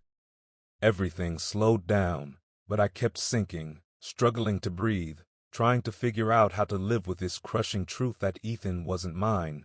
The house was too quiet, empty. Julie had stayed at her sister's, and though part of me was relieved to have her gone, the silence gnawed at me. I couldn't escape my thoughts. Ethan came home from school the day after Julie left, excited about practice, about some new drills Coach Mark had shown him. He didn't notice anything different, didn't ask why his mom wasn't home. I listened to him talk, nodding along, but all I could see was Mark in his smile, in his mannerisms, the way he laughed. It was like looking at a stranger and recognizing all the wrong things. But even then I couldn't bring myself to hate him. How could I? He was my son. I'd been there for every scraped knee, every sleepless night, every first day of school. I taught him to ride his bike, tied his shoes, tucked him into bed with stories. How could I suddenly stop being his dad because of blood? I couldn't. But there was no guidebook for this. No manual for how to wake up one day and discover your child isn't yours. My mind kept swinging back and forth like a broken pendulum. One moment I was convinced I'd never be able to see Ethan the same way again, that everything was too stained, too ruined to repair. The next moment, I'd look at him and see the kid who still ran to me with excitement when he hit a home run. The kid who looked at me like I hung the moon. The breaking point came on a Sunday. We were sitting in the living room, Ethan sprawled on the couch, watching TV, his baseball glove lying on the floor next to him. He had practiced that afternoon, with Mark. I hadn't seen Julie in days. We hadn't talked since she left, and I wasn't ready to reach out. But I knew I couldn't let things sit like this forever. Out of nowhere, Ethan turned to me, his face lighting up. "Dad, you coming to practice today? Coach says he's got something new to show me. He says I'm getting close to the perfect form." Coach says. It felt like a gut punch. Everything in me tensed. But then he said it. "Dad, not Mark. Not anyone else. Me."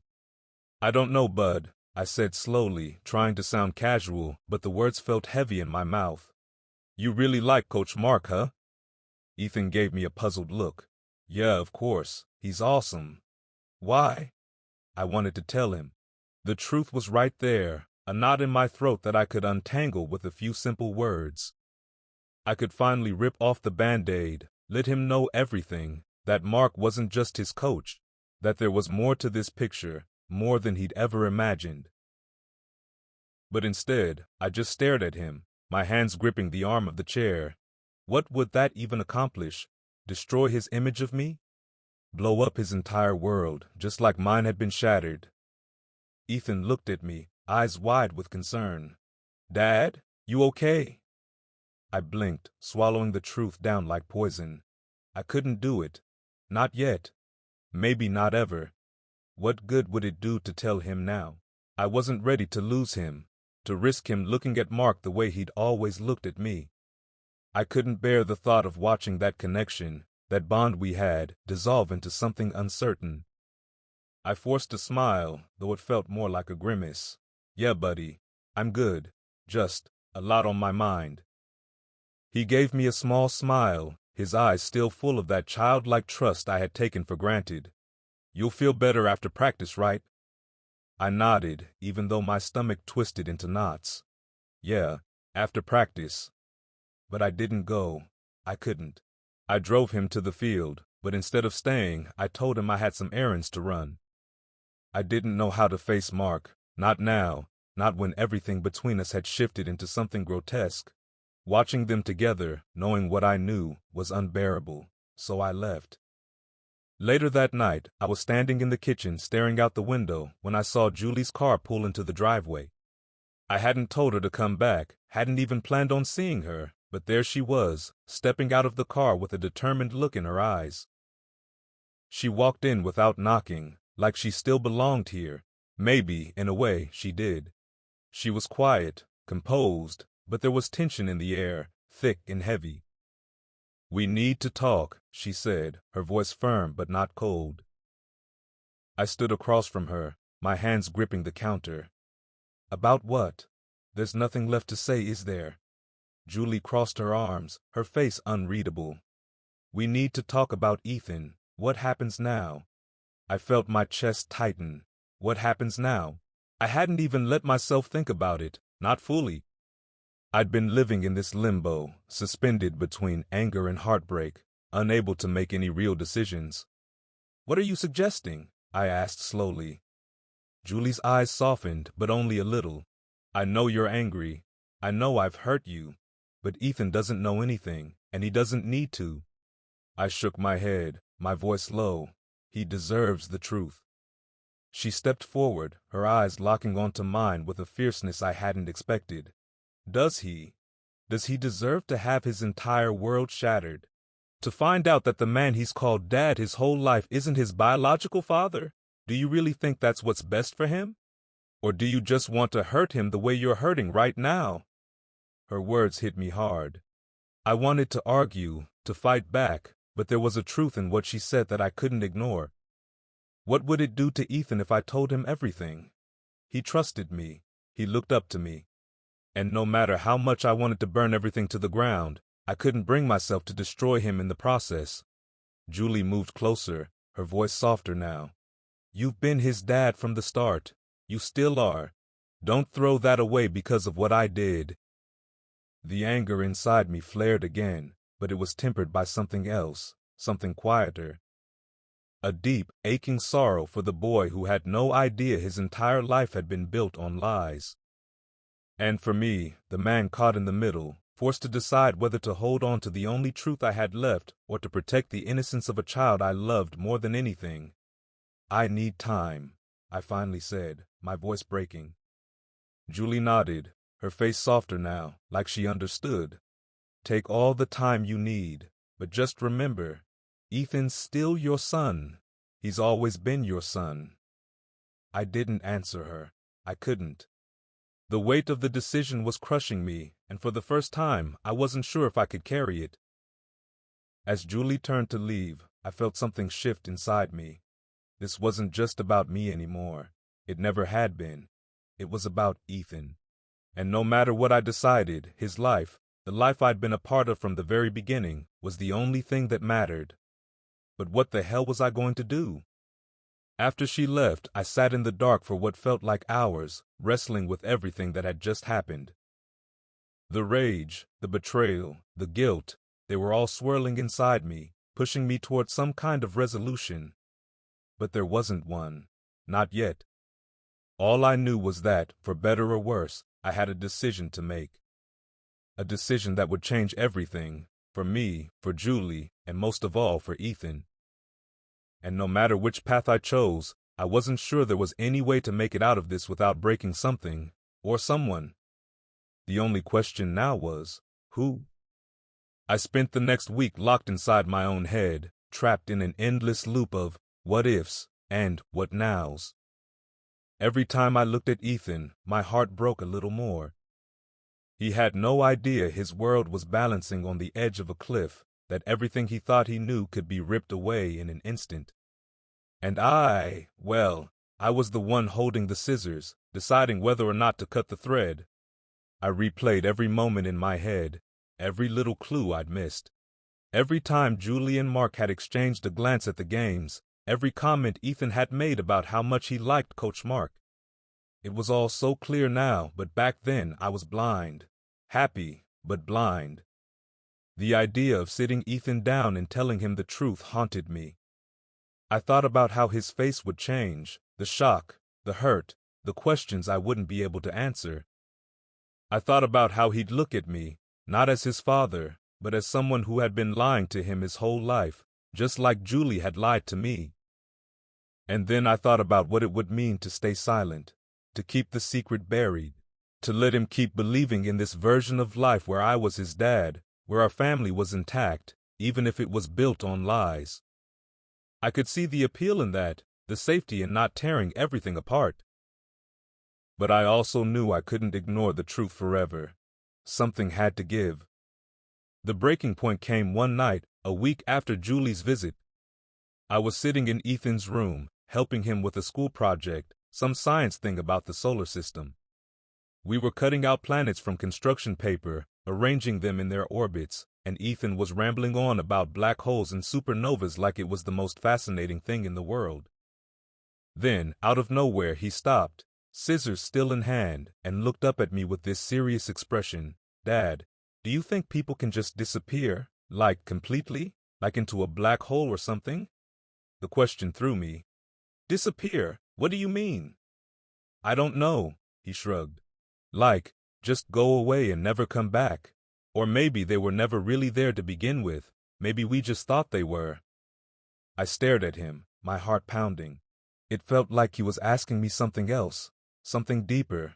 Did he know? Had he picked up on the tension between me and Julie, the way things had shifted over the last few weeks? "Why do you ask?" I tried to keep my voice steady. Ethan shrugged again, cutting out the last planet. "I don't know. It's just, I've been thinking about stuff. About people, and if they're really who we think they are." I froze. He couldn't possibly know, could he? I felt the weight of the truth pushing against my chest, threatening to break free. This was it, the moment, the one I'd been dreading. I could tell him now. I could answer his question with the truth. But what would that do? Would it really help him?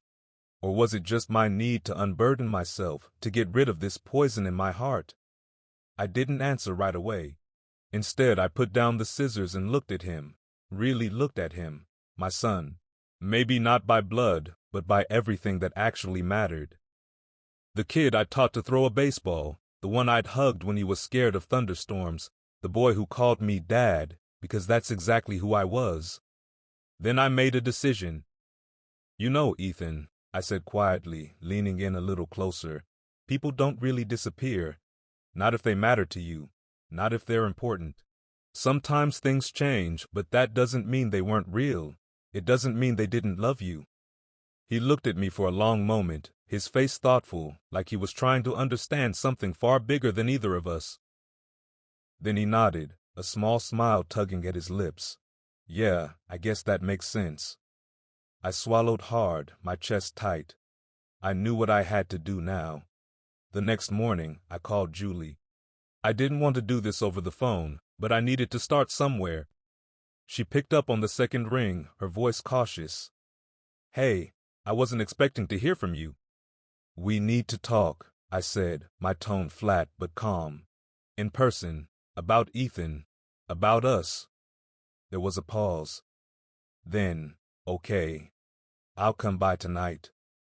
That evening, Julie came back to the house. She looked different, smaller somehow, like the weight of everything was finally starting to crush her too. She didn't make any small talk, didn't ask how I was. We both knew what this was about. I motioned for her to sit down at the kitchen table. She did, her hands folded tightly in her lap. I sat across from her, the distance between us feeling both too close and too far. Ethan asked me something last night, I began, my voice steady but soft. He asked me if people can disappear. Julie's eyes flickered with worry, but she didn't interrupt. I don't think he knows, not really, but he's picking up on things. He's not stupid, Julie. He senses the tension, the lies, even if he doesn't understand them yet. Julie closed her eyes for a moment, then opened them, nodding slightly. So, what do we do? Do we tell him? I took a deep breath, the weight of the decision settling on my shoulders. No, we don't. At least, not now. Julie looked at me, surprised. You're sure? I nodded. Yeah. He deserves to keep his world intact a little longer. He doesn't need to know about Mark right now. Maybe someday, when he's older, but not today. I'm not going to destroy his trust in me, or in you, over something that won't change how much we love him. Julie let out a shaky breath, relief and something like guilt washing over her face. Thank you, she whispered. I didn't respond. I wasn't doing this for her. I was doing this for Ethan. But I wasn't done. But there's something else, I said, my voice growing firmer. This doesn't mean we're okay, Julie. I can't just forget everything. I don't know if we can ever fix what's broken between us.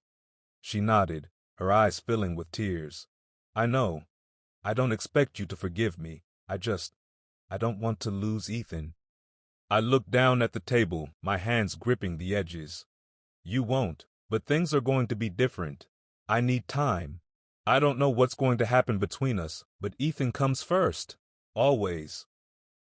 Julie wiped a tear from her cheek and gave a small, sad smile. Yeah, he does. As she got up to leave, Julie hesitated at the door, then turned back to me. For what it's worth, she said quietly, I never meant for this to happen. I did love you. I still do, in a way. I looked at her, the woman I'd built a life with, the woman who'd lied to me for years. And for the first time, I realized something that both surprised and calmed me. I know, I said, but that doesn't change the past. She nodded, her shoulders slumping, and walked out the door. As the house settled into silence again, I realized I wasn't angry anymore. I wasn't broken. I wasn't whole either, but I was something in between, a man who had been through the fire and was still standing, even if the flames had left their marks. And as I sat there, thinking about Ethan and what the future held, I understood something important. Being a father isn't about blood. It's about showing up. It's about love, sacrifice, and commitment. Ethan was my son. He would always be my son. And maybe, just maybe, that was enough. All right, guys, picture this. You've been married for years thinking everything's fine. One day, you come home early, and right there on the table, you see it. A red lipstick. Innocent, right? Except, your wife never wears red lipstick. Ever. Something's off. You feel it in your gut, but you push it down until you overhear her on the phone, making plans to meet someone at 8 p.m. Same place as last time, she says, laughing like nothing's wrong. Now, if you're anything like me, you'd be sitting there with your stomach in knots, trying to figure out if you're losing your mind or if your whole marriage has just gone up in smoke. But this guy? He took things to another level. He didn't just confront her, he made a phone call. And what happened next? Well, let's just say he wasn't the only one betrayed. This is a story you won't want to miss. Let's get into it. It all started with a damn lipstick.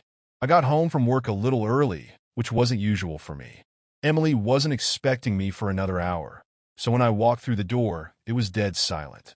The kids were at my mom's for the weekend, and the house had this weird tension in the air, like something was about to snap, but hadn't quite yet. I set my bag down in the hallway, and that's when I saw it. A lipstick tube, bright red, sitting on the hallway table. Innocent, right? Except here's the kicker. Emily hates red lipstick.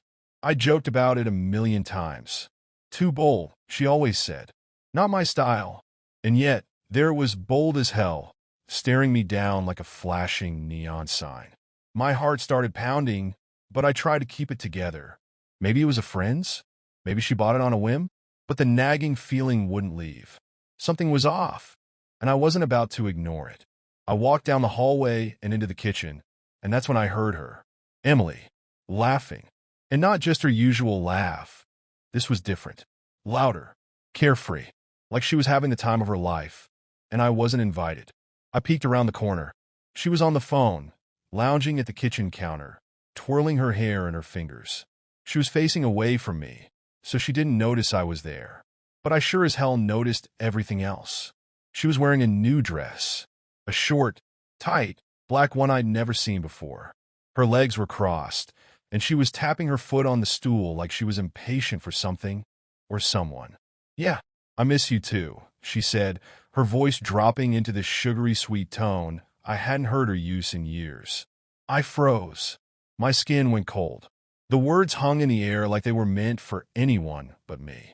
Suddenly, she stood up, pacing the kitchen like she couldn't sit still. No, I told him I'm out with the girls tonight. He bought it, no problem. Same spot as before. 8 p.m.? Yeah, I'll be there. Before I could process it, she hung up. There was no hesitation, no guilt, just this casualness to her voice like lying was second nature now. She didn't even flinch. My heart was in my throat.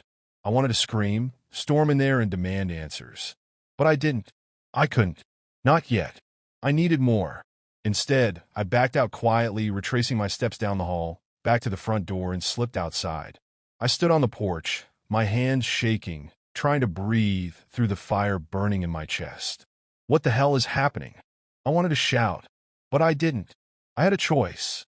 I could confront her now and get the usual excuses, the lies I'd already overheard in that sickly sweet voice. Or I could catch her, red-handed, leave no room for escape. My mind raced. I had one shot to do this right, and I was going to make it count. I grabbed my phone and scrolled through my contacts until I found the number. Her name was Kara, Rob's wife. I stood there, staring at Kara's name on my phone like it was a detonator. I knew exactly what this meant. One call, and everything would blow up. But after hearing Emily on the phone with him, I was past caring about consequences. I needed her to feel the same gut punch I was feeling, and I couldn't do this alone. I hit call. It rang twice before she picked up. Her voice was sharp and clipped, like she wasn't in the mood for whatever this random guy had to say. Hello, Kara. This is Alex. You don't know me, but I'm Emily's husband. I think we need to talk about your husband, Rob. Dead silence. I could hear her breathing on the other end, the hesitation. What are you talking about? She finally asked, her voice a little shakier now. But I could feel it. She knew exactly what I was about to say. Rob's cheating on you, I said, cutting straight through the pleasantries. I had no time for small talk. With my wife. She didn't respond right away. Just a long pause, and then a bitter laugh, like she'd been waiting for this. I knew it. That bastard. So, there was... I wasn't the only one in the dark. What do you want? Kara asked, her voice calmer now, but still icy. I could almost feel her steel herself, ready for a fight. Are you looking for proof? Revenge? Divorce papers? What? Proof, I said. Then revenge. I already know they're meeting tonight at a bar. Someplace they've been before. 8 p.m. Same routine like clockwork. Kara didn't even hesitate. I'll be there. We hashed out the plan in less than 5 minutes. It was almost too easy. We'd meet at the bar separately, me first, her 5 minutes after. We'd sit together, order drinks, laugh like we were old friends, or maybe more. And then we'd wait for them to walk in. They'll never see it coming, Kara said with a kind of cold satisfaction that surprised me.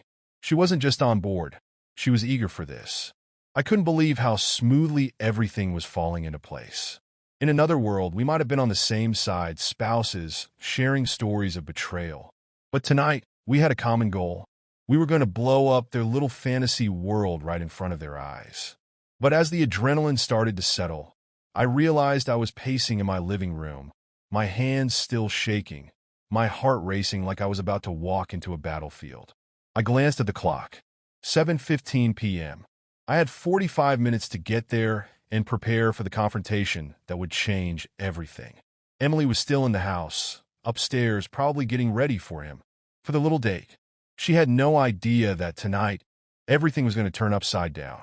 I grabbed my jacket, keys, and walked to the front door, my mind racing with all the possibilities, all the things that could go wrong. But there was one thing I knew for sure. This ends tonight. As I pulled out of the driveway, Emily came down the stairs. I caught a glimpse of her through the window, dressed to kill, wearing that same red lipstick that wasn't her style. She was smiling like she had no idea her whole world was about to crash and burn. For a split second, I almost felt sorry for her. Almost. I pulled up to the bar at 7:55. It was one of those dimly lit spots tucked between an upscale restaurant and a bookstore. The kind of place you'd go if you wanted to blend in, not stand out. I imagined it was perfect for people like Emily and Rob, who needed their affairs to disappear into the shadows, unnoticed. I parked across the street, my hands gripping the steering wheel tighter than necessary. The whole drive, I kept running the plan through my head. How this would go down, how I'd stay calm, how I'd watch their faces as everything unraveled in front of them. But honestly, I was terrified. I'd never been the confrontational type. Emily was always the one in control, cool, composed. But tonight I had to be the one steering. I got out, shoved my hands in my pockets, and walked across the street, my heart pounding like it was trying to claw its way out of my chest. Inside, the bar was dim, all dark wood and low lighting. Perfect for cheating couples. I scanned the room quickly. No sign of Emily or Rob yet. Good. I was early. I took a seat at the bar and ordered a drink I didn't plan on finishing, just something to keep my hands busy. And then I waited. 5 minutes. That's what Kara and I had agreed on. She'd come in 5 minutes after me. But those 5 minutes felt like an eternity. Every second, I imagined the door opening and seeing them together. Emily's hand in his, their secret smiles, her laugh. My stomach churned, thinking about what they'd been doing behind my back. Thinking about the lies I believed, the night she came home late with excuses that seemed so small then, but now. They were cracks, splintering everything. At exactly 8 o'clock, Kara walked in. I spotted her instantly. She was everything I expected, and somehow more.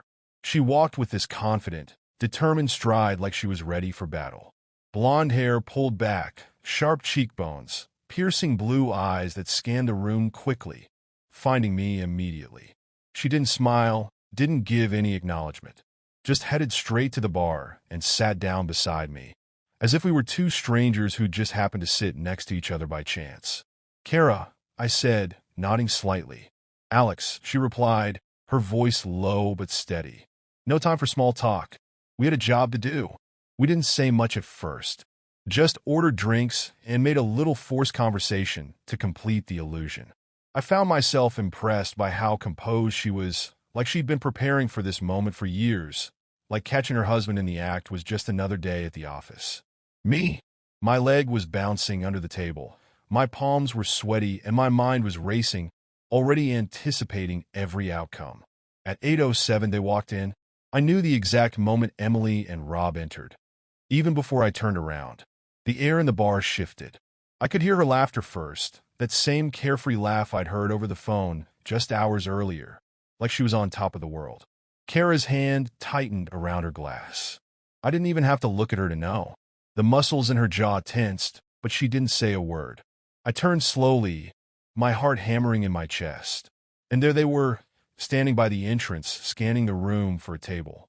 Emily was wearing the dress, that black dress I'd never seen before today, the red lipstick that wasn't hers. And Rob? He had his arm around her waist, pulling her close like they were two teenagers sneaking out of their parents' house. He was tall, athletic, with a cocky grin that made me want to break something. But it wasn't the sight of them together that got me. It was Emily's face. She was glowing. She looked happy, really happy. The kind of happy I hadn't seen in years. Not with me, anyway.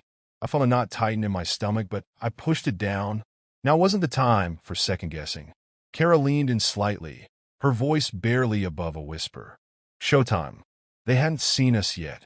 They were too wrapped up in their little world, laughing, whispering, completely unaware that their perfectly crafted lie was about to shatter.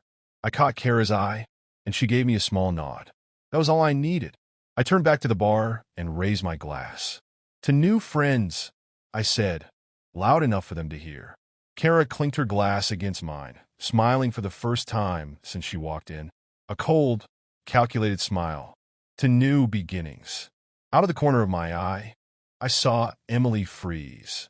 Her laugh cut off mid-breath. Slowly, she turned, her eyes landing on me. The color drained from her face in an instant. Her hand, still resting on Rob's arm, jerked back like she'd been caught touching a hot stove. Rob looked confused at first, following her gaze to where I sat, arm casually draped over the back of my chair. His expression shifted from confusion to something else, panic. Emily's voice was barely a whisper. Alex?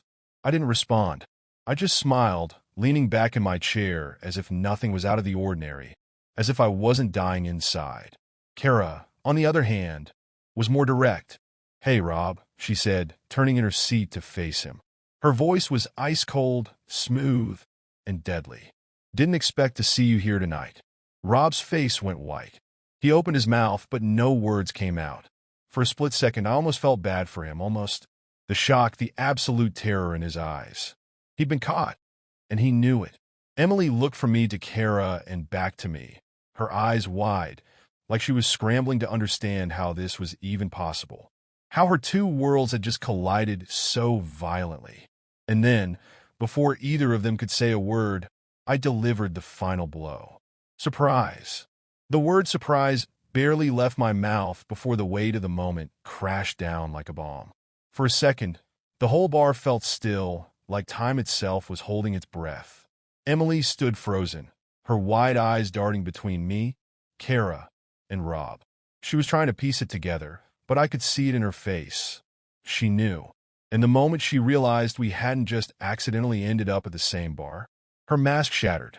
What the hell is this? Emily stammered, her voice high-pitched, panicked, and guilty as hell. She took a shaky step toward me. I was pleading like maybe, just maybe, she could still talk her way out of this. But I didn't move, didn't flinch. I just stared at her, letting the silence hang thick between us. It wasn't my move to make anymore. I had all the proof I needed. Now it was about watching her try to wriggle her way out of this mess. Rob, for his part, looked like he'd just seen a ghost. He stepped back, like he could physically retreat from the disaster unfolding in front of him.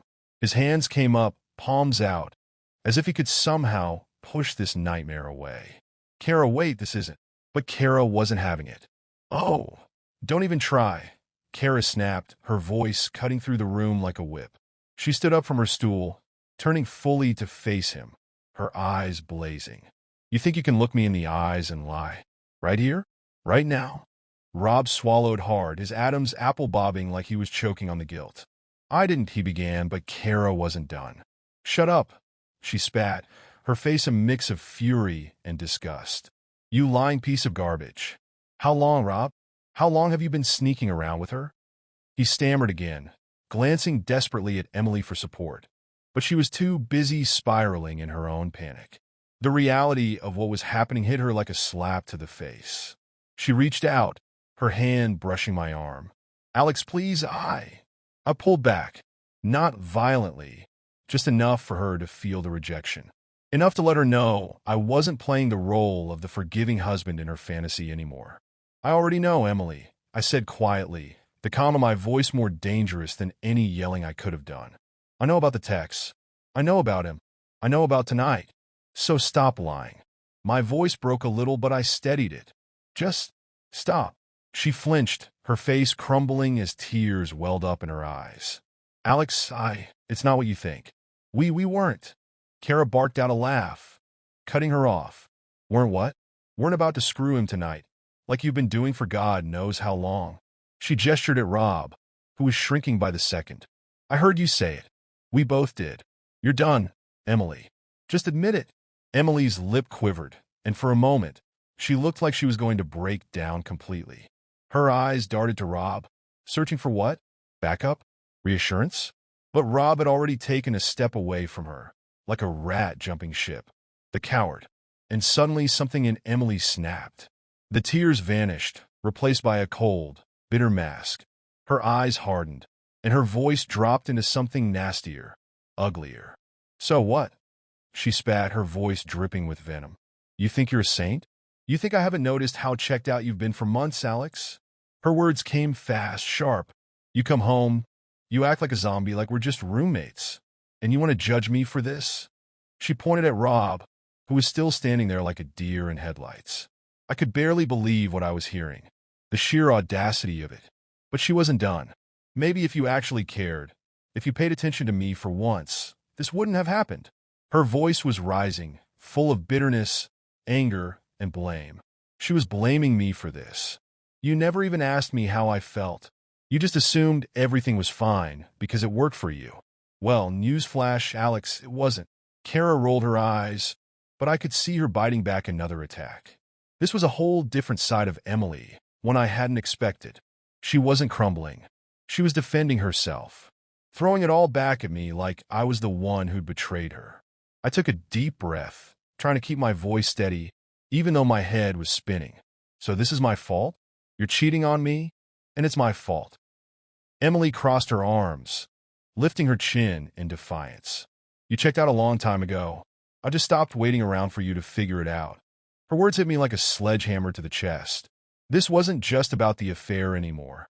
This was the wreckage of everything we'd built together.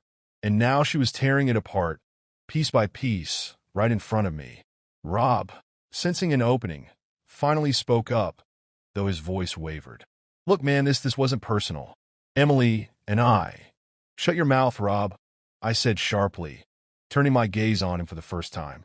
His face paled again, and he closed his mouth so fast it was almost funny. "This isn't about you." And then, almost as if on cue, Kara delivered the final blow. "You know what?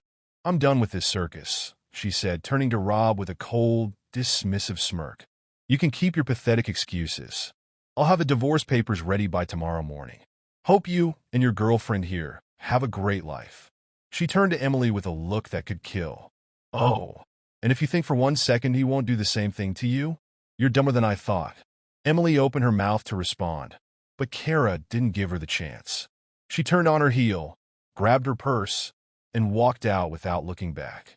I wanted to follow her, to walk out of there and leave this disaster behind. But something kept me rooted to the spot. The last words Emily had thrown at me were still echoing in my head, and I needed closure. I needed to hear her say it. "Tell me the truth, Emily," I said quietly, locking eyes with her. "How long?" For a moment, her cold exterior faltered, and the truth flashed behind her eyes. She hesitated, then finally said 6 months. 6 months. Half a year.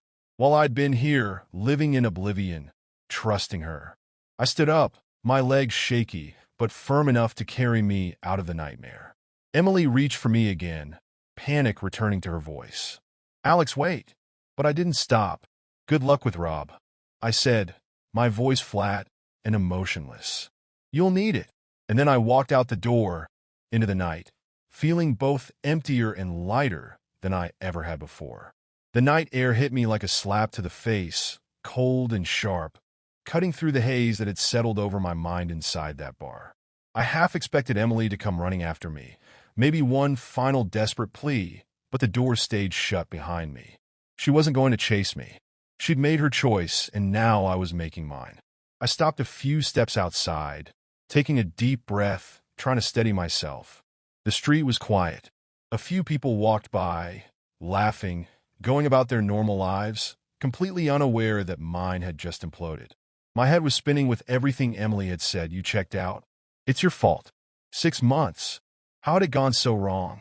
How had I missed the signs, ignored the cracks until they became canyons? As I stood there, lost in thought, Kara appeared next to me, leaning against the wall. She'd lit a cigarette, her face still carrying the weight of everything that had just gone down inside. Her eyes were hard, but there was something else there now. Relief, maybe. You all right? She asked, blowing smoke into the night air, the embers glowing faintly against the dark. I shrugged, not trusting my voice yet. Was I all right? No, not really. But there was something about the finality of it all that felt almost liberating. The truth was out. The lies were dead. Kara watched me for a second, then sighed. Hell of a night, huh? I let out a hollow laugh. Yeah, not exactly how I thought it would go. She looked at me sideways, flicking ash off her cigarette. I always suspected. Rob was always too slick, too careful. She paused, taking another drag, and then added, but I thought we had more time. Guess we never see the knife until it's in our back. Huh. I nodded, understanding exactly what she meant. No one sees it coming. You think your life is stable, that the person you love is solid, trustworthy. Until one day, everything shifts, and suddenly you're standing there, staring at a lipstick that doesn't belong to your wife. You handled yourself pretty well in there, Kara said, exhaling smoke and glancing over at me. Most guys would have lost it. Me, I wanted to punch both their faces in. I almost did, I admitted, thinking about Rob's smug expression, the way Emily had tried to turn it all around on me. But what good would that have done? The damage was already done. Kara studied me for a moment, then snuffed out her cigarette on the brick wall. So what now? She asked, her voice softer, less sharp. What now? That was the question, wasn't it? Everything I thought I had, a marriage, a family, a future, was in pieces now. And yet, standing there, I felt like there was an open road in front of me, stretching out into the unknown. I don't know, I said honestly, the weight of it all pressing down on me again. But I'm done with her. Kara nodded, as if she'd expected that. Yeah, I'm done with him too. We stood there in silence for a minute, the sounds of the city buzzing faintly in the distance. There was an odd sense of camaraderie between us. Two people who had walked through the same fire and come out the other side, charred but not broken. I hadn't expected to feel anything but rage tonight, but there was something oddly comforting about not being in this alone. Hey, Kara said suddenly, turning to face me fully, her expression shifting slightly. This doesn't have to be the end for us. I mean, not us like that, she added quickly, waving her hand between us, but we don't have to disappear into our separate little holes just because those two idiots screwed us over. You ever think about that? I blinked, a little caught off guard. What do you mean? I mean, she said, raising an eyebrow, we're free now. No more lies. No more pretending everything's fine. Maybe that's something worth holding on to. I hadn't thought of it that way.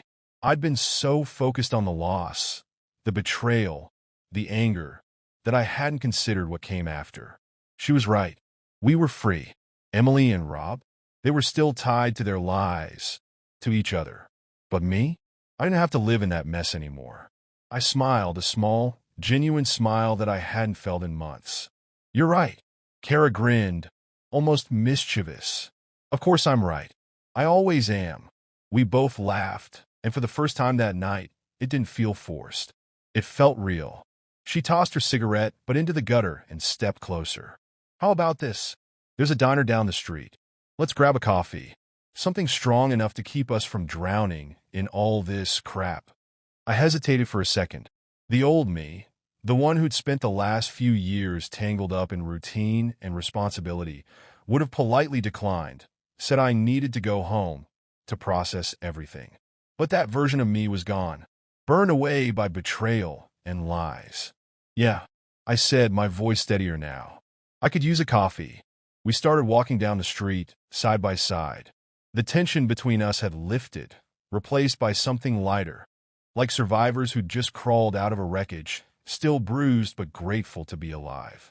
And as we walked, I realized something unexpected. I wasn't angry anymore. Not really. Emily and Rob could have each other. Let them swim in their guilt and denial. I was done being part of their story. I had my own to write now. Kara glanced over at me, a small smile tugging at her lips. You think they're still in there freaking out? I laughed, a real, honest laugh this time. Oh yeah, they're definitely freaking out. She grinned, and for the first time all night, I felt something I hadn't thought possible. Hope. The diner was a 5-minute walk, one of those 24-hour joints that smelled like stale coffee and greasy eggs. Neon lights buzzed softly above the entrance, casting a faint glow onto the sidewalk. It wasn't fancy, but it felt real, like a place you'd go to when the world was too much, when you needed to sit in a booth and breathe for a minute. Kara and I slipped into a booth by the window. The waitress came over, looking like she'd been working the night shift for too long. She handed us menus without a word, and we didn't need them. 2 black coffees, Kara said, flashing the woman a quick, tired smile. The waitress nodded and shuffled away. For a while, we just sat there. The buzz of the bar had been replaced by the soft clatter of dishes and the hum of a jukebox playing some old rock song I barely recognized. It felt surreal, like I just stepped off a roller coaster and was still trying to figure out which way was up. My phone buzzed in my pocket, probably Emily, maybe Rob, but I didn't look at it. Didn't even pull it out. That part of my life was over now. Kara leaned back in the booth, staring out the window, her fingers tracing the edge of the table. She wasn't much for small talk, which I appreciated. After everything we'd just been through, the silence felt kind of good. It gave me space to think. And as I sat there, the weight of the night began to settle. Emily's words, her cold accusations, her twisted justifications, still echoed in my head. You checked out. You stopped caring. I'd replayed that moment 1,000 times, wondering if there was truth to it. Had I stopped caring? Had I let us drift apart without even realizing? But then I remembered the lipstick, the late nights, the excuses, the 6 months of lies. No, this wasn't on me. Sure, we had our problems, but she made her choice. She crossed the line and tried to drag me down with her, and I wasn't going to let her do that anymore. The coffees arrived, steaming and bitter, cutting through the stillness like a wake-up call. Kara picked hers up, blowing on it before taking a slow sip. She watched me over the rim of her cup, her blue eyes sharp but not unkind. You're thinking about it, aren't you? She asked, setting the cup down with a soft clink. What she said back there. I blinked, surprised by how easily she'd read me. Yeah, I admitted. I can't stop. The way she just flipped it on you? Kara finished for me, arching an eyebrow. Yeah, that's what people like them do. They don't take responsibility. They twist things around so they don't have to feel guilty. It's easier that way. She took another sip of coffee, her eyes hardening as she looked out the window. Rob's the same. Always had an excuse, a reason why he wasn't to blame. It's exhausting. I nodded, feeling the truth of it settle into my bones. Emily had always been good at that, at making me doubt myself, at turning her mistakes into my fault. But sitting here now, I saw it all clearly for the first time. The gaslighting, the manipulation, how I'd let it happen because I wanted to believe we were still good, still us. But we weren't. Not anymore. So, what now? Kara asked, breaking into my thoughts. She wasn't looking for an answer. Not really. It was more of a rhetorical question, a way to acknowledge the uncertainty of everything that came next. Still, it hung in the air between us, waiting to be addressed. I don't know, I said after a moment, leaning back in the booth and letting out a long breath. I guess I'll move on, figure out what that even looks like. Kara smirked, her eyes softening a little. Moving on sounds nice. Hard, but nice. We sat in silence for a while longer, the coffee slowly cooling in front of us. I found myself glancing at Kara from time to time, noticing the way she carried herself now. Less angry, more grounded, like a weight had been lifted. I wondered if she saw the same in me. Look, she said suddenly, breaking the silence again.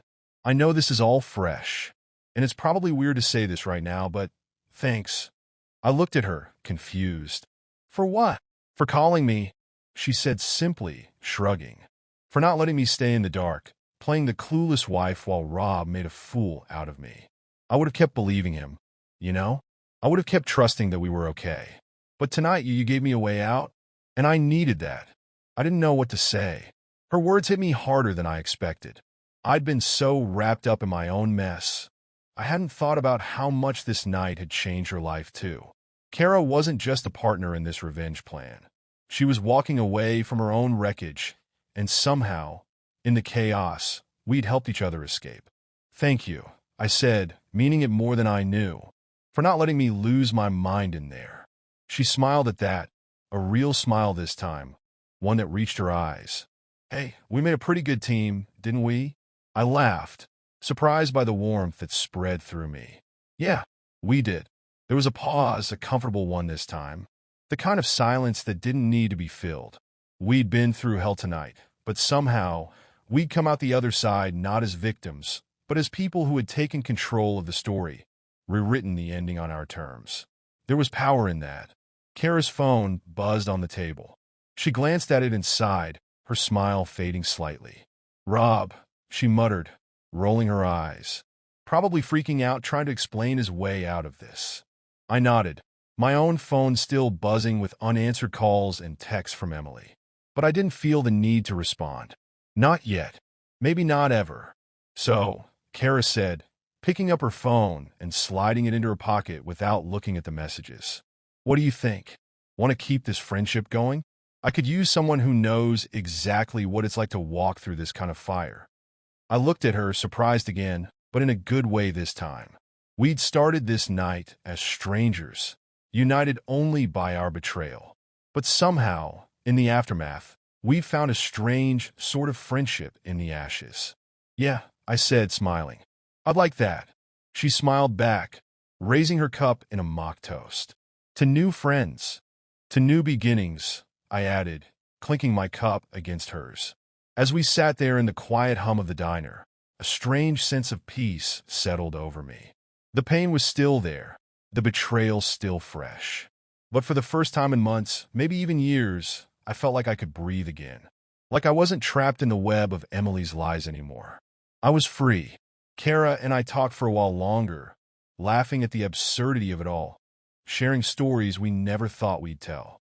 And somewhere in the middle of it, I realized something. I wasn't alone, not in the way I thought I would be.